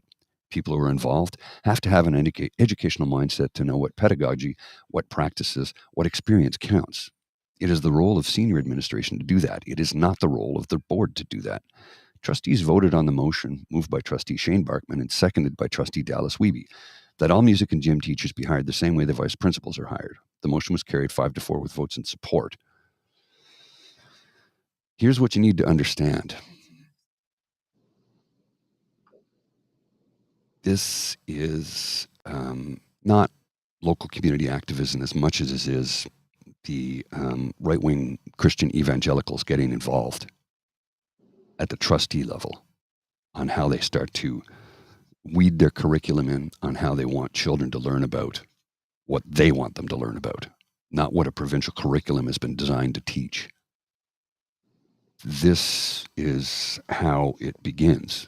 It's how it started in the US and how it can carry on in Canada if, again, we are not ever vigilant. There's just a couple of members on a trustee board who has just changed the rules for hiring music and gym teachers. They're taking things over, bit by bit, little by little, inch by inch. And none of this is good. I completely agree with you. There's no place for this. This should not. You hire people to do a job. Period. You let them do the job. This is not okay. You have something to add? Well, I do. Don't get me geeking out on pedagogy because I will, but there's I just wanted to say a shout out to Vim, who's a teacher. My sister's also a teacher. There's a school in Toronto. I'm forgetting the name. Vim, you'll know it, but they do feminist pedagogy, and they should be in charge of the world, I think. My sister is. I just wanted to ask for any kind words that you'd like to send up for her. She's a high school teacher, and she has mouth cancer, a very rare form of mouth cancer. So I'm going to be chatting with her later today. She can't even talk right now. And I'm also going to be visiting with my friend H, who has had 2 rounds of breast cancer and a brain tumor. So she's going to appointments this morning. And my friend Rox is coming in from Yellowknife. We interviewed her. Yeah, who Paul and Douglas interviewed a couple months back. So it's kind of a big day. And I just wanted to say shout out to teachers, shout out to people who have struggled with cancer. And that's all I got. Thanks for letting me in. All right. You're welcome. Yeah. So yeah, that was Cassie who sent me that story. So thank you, Cassie, because that's an important story and it's one that we feel necessary to cover. Because how many times have we said this is how they start to take over? And these are individuals who are motivated by their religious ideologies and nothing else. They don't have political ideologies. They want Canada to be, well, the dominion of Canada. They're dominionists. They want to come in and create Gilead. It's not a joke. I'm not being hyperbolic. This is really what the long-term plan is. And if we are not ever vigilant and paying attention, this is how it starts. It's how it started in the US and it's starting here in Canada in the same manner. They infiltrate, for want of a better term, school boards. They get elected as trustees and they start to change the curriculum. They start to introduce ideas that, deny science, say that man lived at the same time as dinosaurs, when we know that factually that is absolutely incorrect. Dinosaurs had been dead for millions of years before man showed up, man and woman. So, if it flies in the face of their creationism, they just don't want it taught. Yeah. So this is literally the opposite. When they're going around and they're talking about having a government being less involved in your life. Yeah. This is it's right up there. And so, we want small government. We don't want no nanny state. It's like, but we want to be all up in your uterus and we want to decide what books your kids are reading and exactly like this. And whether the gym teacher is especially if she's female, is not a little too manly. Well, and like, or the arts teacher if he's male, if he's not a little too. Like Reese said, it's they can pick on the trans kids in gym class much easier. Well, but it's also a way to, you might be one of those gay teachers that we don't want to. There's that too. Your kids. So they'll so that if it's Coach Beast, if you remember Glee. Yeah. That person just won't get hired. Doesn't matter that they're qualified up the yin yang. Oh no, we don't like the appearance of this person, so we're going to play a direct hand. And it's they target. You know who I'm thinking of immediately. Who's that? Joanna Johnson. Oh yeah. Unlearned 16. Yeah. It's people like her they want to target with this law. Yeah, absolutely. Yeah. Oh, you look a little too. Yeah. So, well, and notice that they go after you. It's just that we don't want you teaching our kids. They go after phys ed and music. Why is that? Who often do you find as a teacher in phys ed who might be a little bit on the, a woman who teaches gym who might not be very effete or might like the company of women? And who do you get in music class that might be a little bit more flamboyant than somebody else? Or maybe a drama teacher? Or a drama teacher?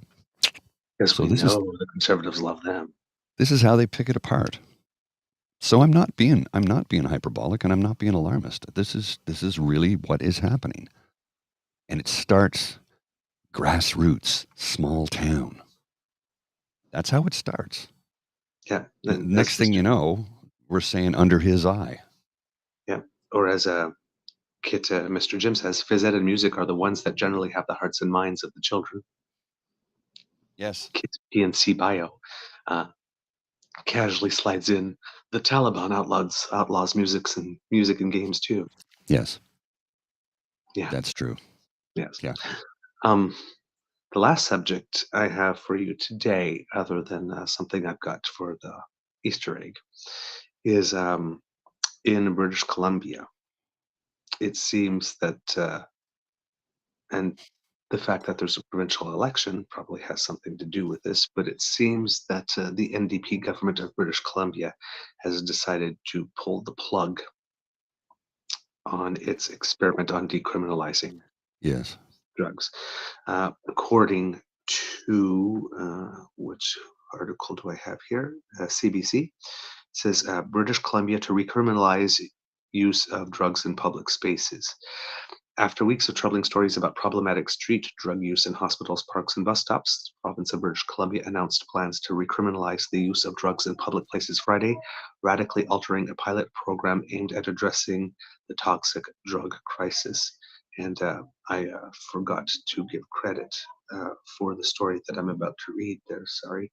I think, no journalist. It's just a CBC story specifically. No. Credited. In a statement, Premier David Eby insisted that his government is, quote, caring and compassionate for those struggling with addiction, but that patience for disorder only goes so far. Quote, keeping people safe is our highest priority. We're taking action to make sure police have the tools they need to ensure safe and comfortable communities for everyone as we expand treatment options so people can stay alive and get better. With an election looming, Eby's NDP government has been bombarded with a string of headlines about concerns with decriminalization. The pilot project introduced in January 2023 allowed adult drug users in British Columbia to carry up to 2.5 grams of drugs for personal use without facing criminal charges. The program was possible through an exemption granted by Health Canada under the Controlled Drugs and Substances Act, which allowed for open drug use in some public spaces. And ever since, Conservatives have been saying, look. And yes. In all fairness, hey, when I'm at the Ottawa Beaver Lodge, I'm right downtown Ottawa. Mm-hmm. Yeah. We have 3 or 4 shelters in their neighborhood. We have the Union Mission, the Salvation Army, the Shepherds of Good Hope. It's impossible not to notice. Yeah. Well, and one of the things here that they're here's where it gets into a complex, convoluted, complicated area, and I am not qualified to make a call on this one. I'm not.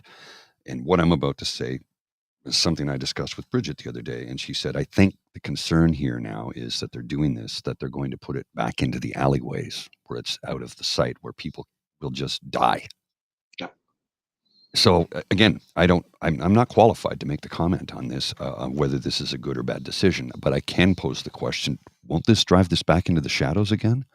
Because people are still going to use. They're still going to use, period. It's an addiction. It's an addiction. So why are we not getting people the help they need to get clean and sober? just lifting the laws that decriminalizing the drugs. Okay, but you should have a program to try and get these people off the street and into a shelter or into a rehab clinic where they can get clean and sober, where they can become productive members of society. And there's a whole different kettle of fish there in that statement, because now I sound like a complete capitalist. But yeah, people don't want to be strung out. They don't. I shouldn't.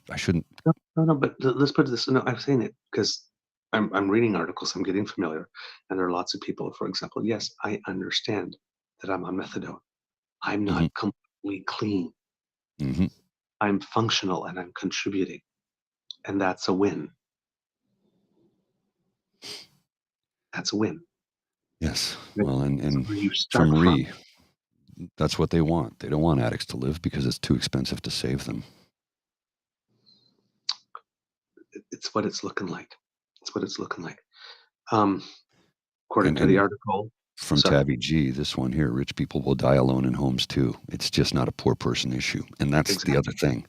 That's the other thing. There are people who work in different positions in society, and some of them earn great deals of money, who are addicted to whatever the drug is, and will use in the shadows and can't get the help. And yeah, they will OD.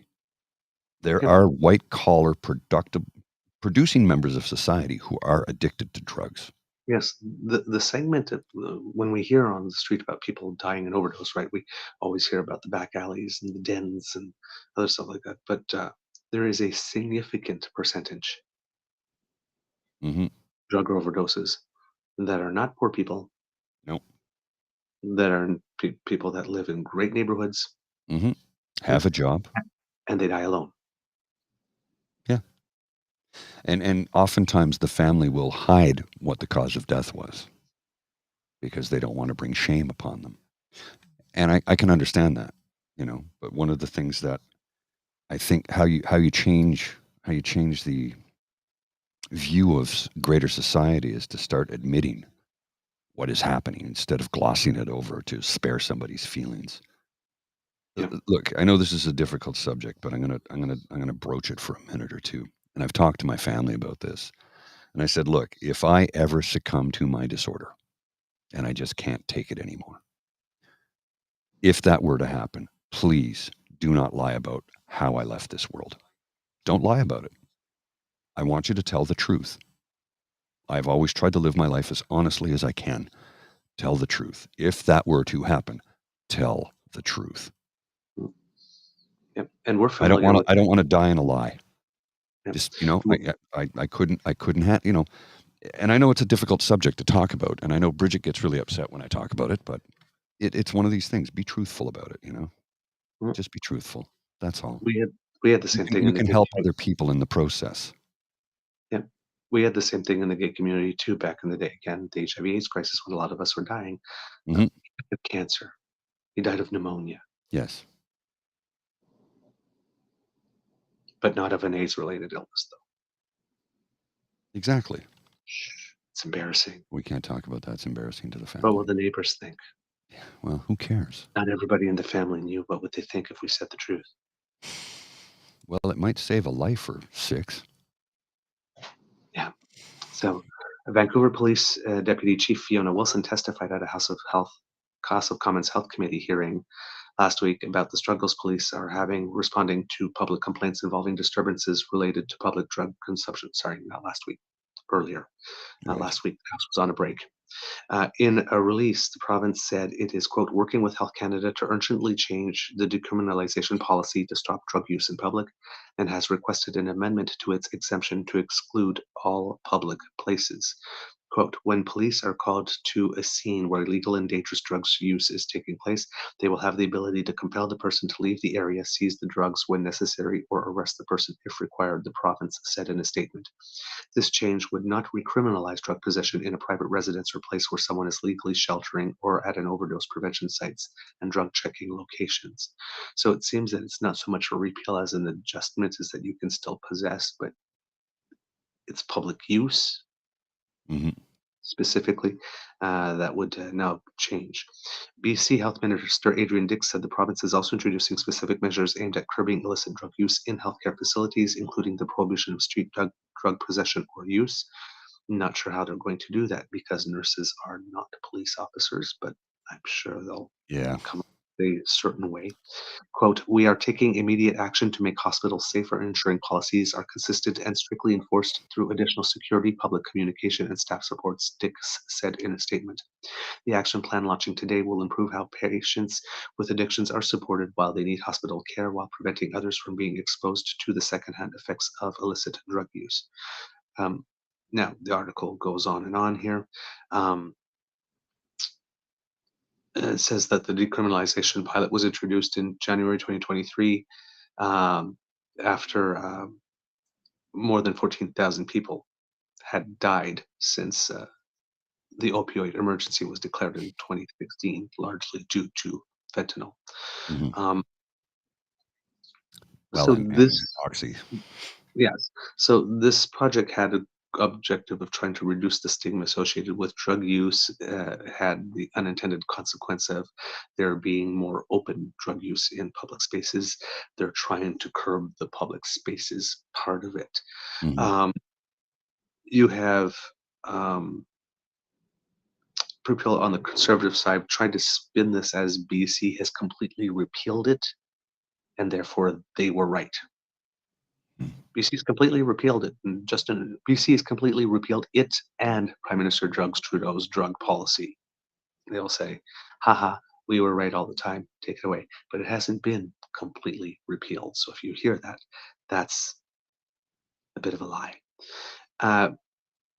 The reason they may not have completely repealed it may have something to do with what I'm about to read you.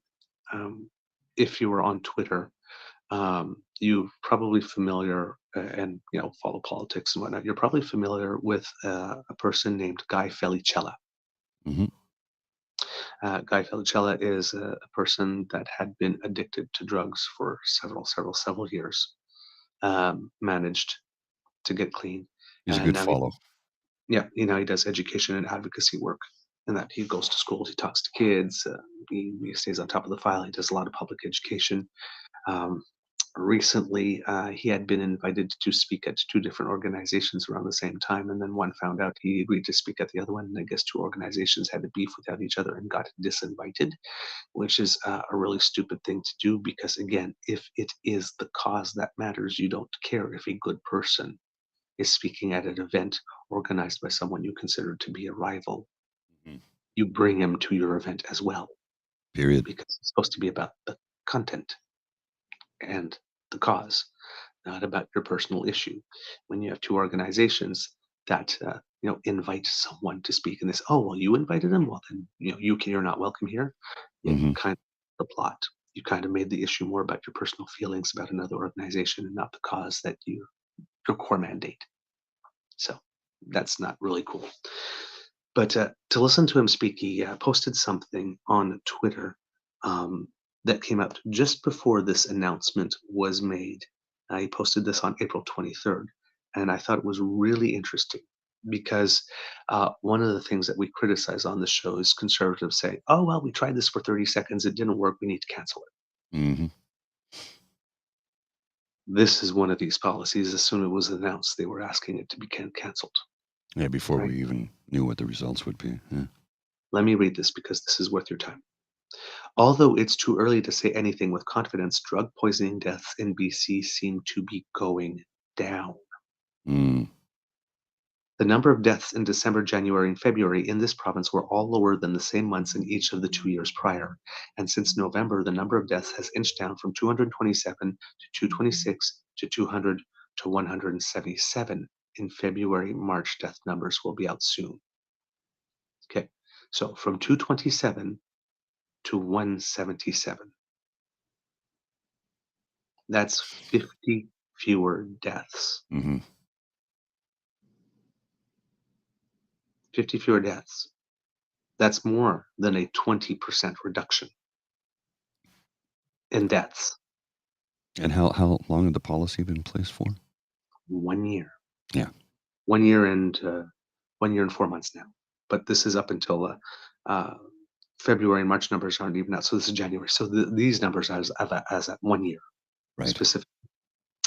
The numbers are posted online. Anyone can look at them anytime. So it surprises me that so many in the public and the media are repeating the conservative narrative that, quote, BC's harm reduction decriminalization safe supply experiment is failing, when the numbers show no such thing.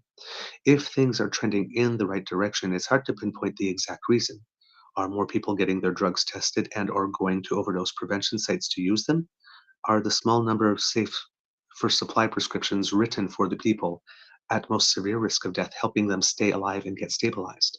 Is BC's decriminalization pilot easing fears of drug seizures and criminal charges enough that people are not using alone as often?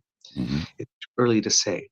We know from 8 years of the crisis how quickly things can shift. In recent weeks, we've seen how media attention has led to increased demand for diverted opioids, and that criminal organizations have responded by making counterfeit pills full of deadly fentanyl and benzos. Wouldn't be surprised if that has a detrimental impact.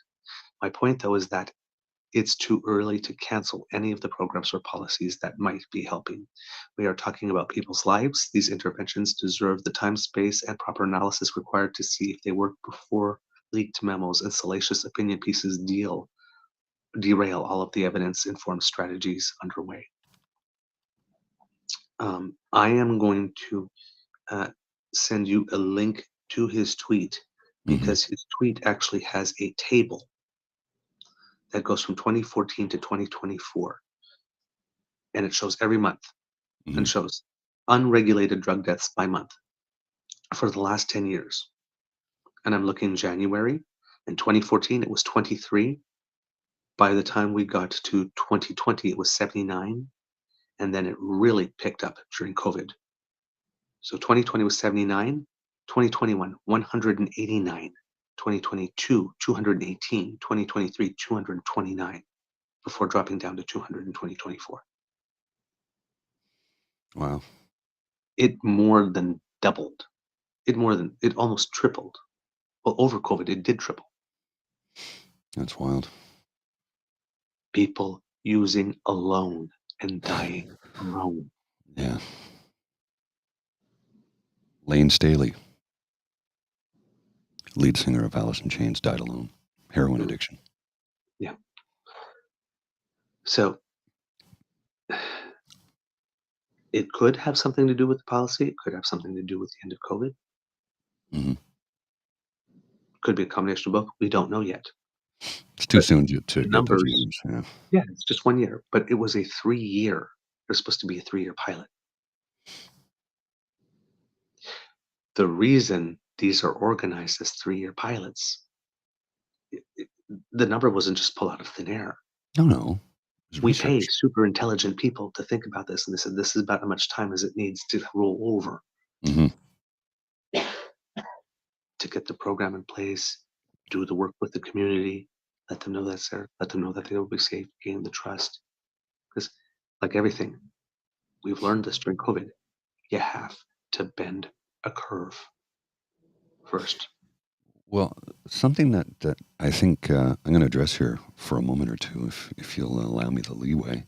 It's on topic. Don't worry. I'm not squirreling out here. Something that never gets discussed, and you will have certain members of a certain political stripe who look down upon people who are, unhoused or living rough, who are using substances to try and alleviate their physical and emotional pain that they may be suffering. And sometimes they may resort to criminal activity to get the funds they need to get the medication they require. I'm using medication as an applied term here because when you're suffering, it's medication. Mm-hmm. But what we never talk about is the drug addict with means. We don't discuss the wealthy drug addicts, and there's a lot of them. One of the things that separates somebody in the streets to somebody who dies in a fancy hotel room is budget. They're no different. Chris, I can't remember his last name right now for some strange reason. But Chris Tucker talked about Chris Farley. He said You know what the difference between Chris Farley was and that homeless person there? Chris Farley died with $75,000 cash in his pocket. He had an unlimited budget to pursue his demons. That guy over there was sold bad drugs that was cut with rat poison, and he ended up dying as a result. He says the only difference is budget between the two. And nobody ever talks about that. I know a lot of people who have money. I know a lot of wealthy people. I know a lot of really wealthy people. And some of them have addictions. Now, they don't see it as a problem because they can afford it. Nobody ever discusses that. And it's a real Functioning problem. addicts. Pardon?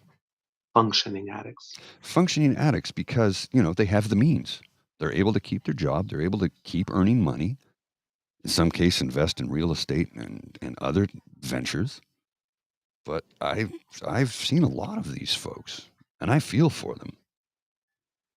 And oftentimes it's not drugs, it's alcohol that they turn to. But some turn to drugs because they don't like being hungover. Others just start the day with a Caesar because that helps cure the hangover and gets them through the day. And I'm not picking on anyone here, believe me. I feel for anybody who is suffering from an addiction of any type, no matter what it is. It's not an easy way to live. But we never talk about the functioning alcoholics or the functioning drug addicts. And there's a lot of them. A lot of them. But all we ever do is punch down on that homeless guy in the street who's smoking crack in an alley because he's a simple, easy target, right? And the cons are the first ones who will go after that guy or gal. They don't talk about their colleague on the hill who is a raging alcoholic. And I'm not naming names. I'm not even insinuating, okay? I need you to understand that. I'm not pointing a finger, and I'm not insinuating, and I'm not naming a name. That is not the case here. But I can guarantee you there's a lot of members of parliament who are raging alcoholics. Yes. Or cocaine or amphetamine Yes. addicts because the schedule of the job. Exactly. It's a fact. But that never gets discussed. Somebody says we should start drug testing these people, and I'm like, no, I don't think we should. I don't think we should. I think that's an invasion of their privacy.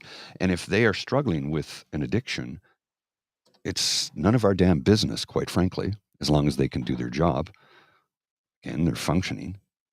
But if we can get them the help that they need to get better, well, we're doing a service. I mean, Senator Patrick Brazeau talked about how he was a mess. He was a mess, but he turned his life around. He got clean and sober and is somebody who discusses his mental health openly like I do. And he's a person in a position of power and authority where he can help to make change.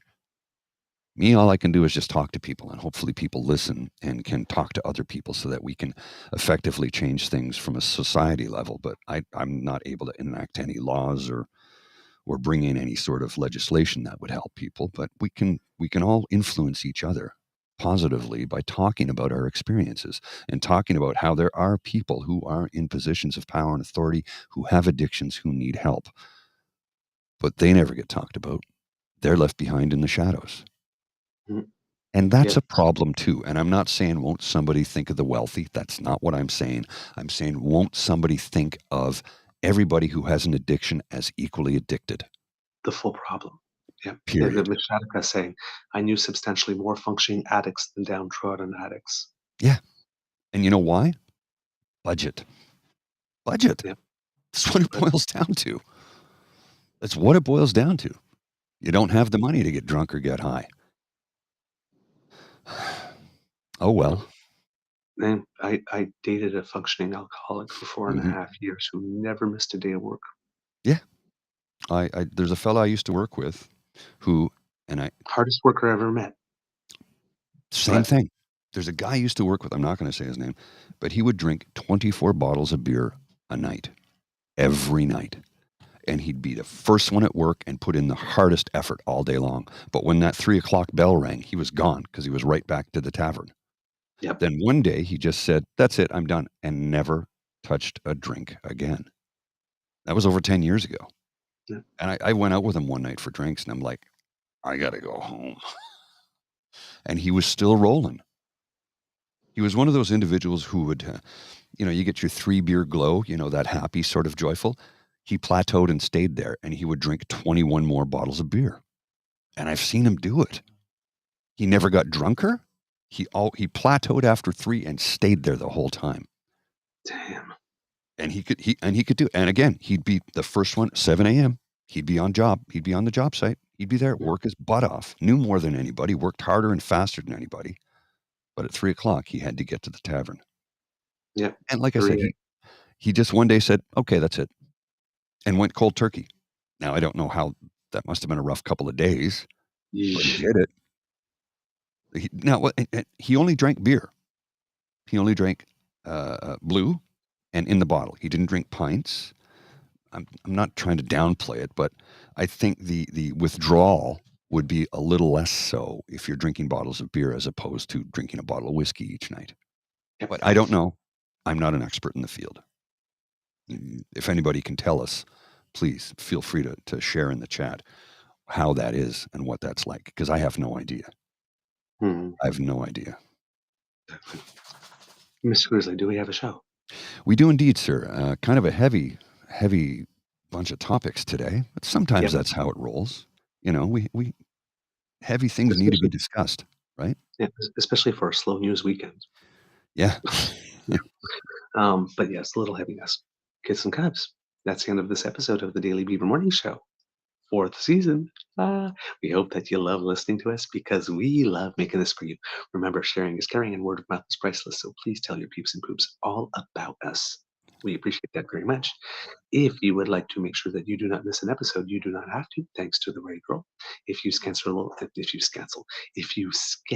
that QR code that is right by my chin there, that will take you to our pod page. That's podpage.com/The True North Eager Beaver, lowercase letters with a hyphen between each one of those words.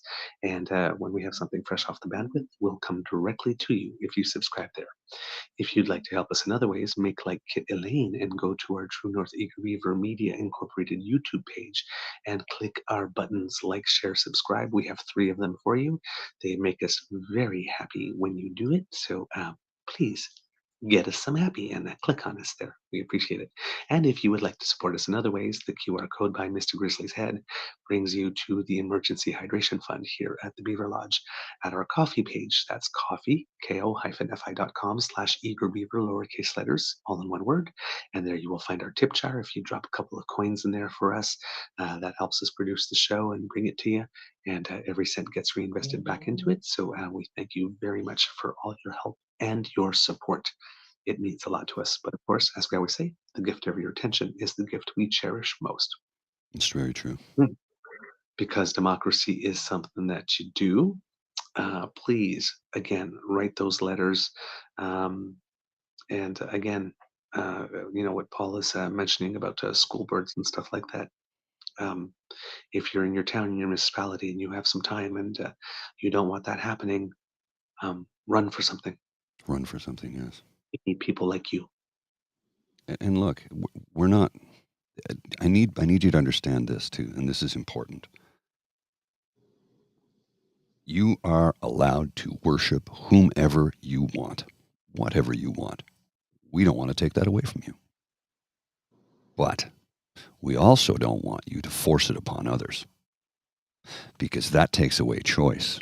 That takes away freedom. That is the antithesis of a free democracy, a free and fair society.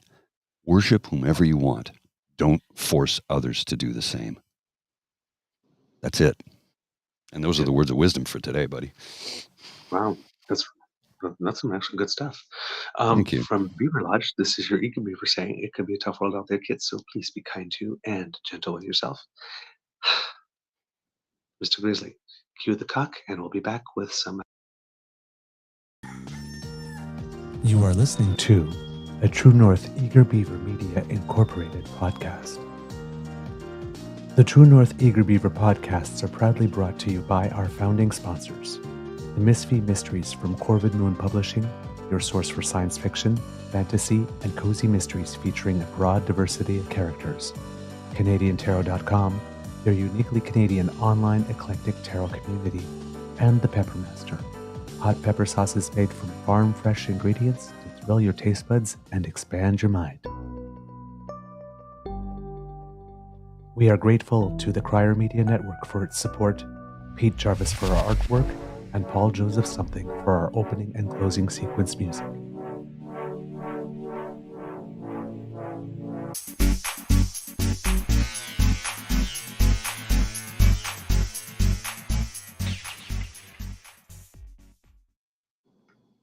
All right, kids and cubs, I promised you some good news for the Easter egg. Once again, another weekend, another World Championship. Thanks again. Cool. Our curlers. Our mixed doubles team, national team, was at the World Championships. They did make the playoffs. Unfortunately, they lost in the first round of the playoffs to Team Estonia that went on to win the silver medal. But still, a good performance from Team Canada in mixed doubles. But it is our senior curlers because Canada, for the 10th time in history, has swept the gold medals in both men and women's senior curling. So congratulations. Team Howard Rajala of Ottawa captured its first World Championship, downing Scotland's Team Graham Connell 7-2, while Team Sherry Anderson of Saskatoon made history with the first becoming the first three-time winners as World Seniors, earning a gold with an 8-4 triumph over Team Jackie Lockhart of Scotland. So both of them were Canada-Scotland finals. And Howard Rajala, if you'll remember when we were talking about us hosting the Ontario Senior Men's Curling Championships at our curling club, Rajala, he was there. So when we told you that we had good people, we had the future world champion. Cool. Play. So congratulations to the members of both teams, Canada. We have Anita Silvernagel, Brenda Gortson, Patty Hersecorn, and Sherry Anderson, and then the national senior coach, Bill Chishart, along with Bill Daniel, Paul Madden, Chris Fulton, and Rich Moffat, and Howard Rajala. So congratulations. Thank you for doing us proud. Cool. So I've got a programming note and two quick hits for you. Programming note: I will be doing an ASMR show at 9 p.m. this evening. For those of you who are curious and need to chat, we will need it today. Some people will need it today, myself as well. So that's the first hit. The second hit is: how about them Leafs? Oh, right. Ooh. Yeah. They are one game away from elimination. It's not looking good. And you know what? Boston just has, their defense is too strong, period. They've got a better goaltender and their defense is so strong. That's what it boils down to. And in the playoffs, if you don't have world-class goaltending, you're not getting anywhere. And then for the final hit, I have something for you that you're going to get a kick out of, sir. This was sent to me earlier, and I think this was from yesterday, but don't quote me on that. But this is funny. Stop the deportations. Listen, we have a worker shortage in Canada. We have a demographic problem. Our population is too old. We need 700 young people. We need 700 young people to work in our factories, in our hospitals, in our shopping centers, driving truck, being accountants, lawyers, doctors. We need these workers in our country. It makes no sense for Canada to send them back when they could stay here and earn powerful paychecks and raise their families in peace. So, shame on Justin Trudeau for trying to deport these wonderful students. Stop the deportations. Keep the students here. Allow them to apply just like everyone else for permanent residency. The Conservatives will continue to fight. Stop the deportations. Okay. When was this? Because this is not recent. He's flip-flopped on that. I don't know when it was, but it's like, wow. I don't know when it took place. Was he wearing his glasses in that video clip? I'm not sure. So there was a time he was calling for powerful paychecks also for foreign students? Apparently. Really? Curiouser and curiouser. Yeah, it's just mind-boggling. It's mind-boggling. Well, since we were talking Stanley Cup playoffs, it's looking bleak for the Leafs and it's looking bleak for the Jets, but it's looking good for the Canucks and the Oilers right now. Yes, it So, is. Yep. So let's all go, right. guys. And it's looking good for also Canada's under 18 team, which is also competing at a World Championships and got through the round robin portion, doing very well as we head out to the playoffs. So more cheering there as well. All right, get some Cubs.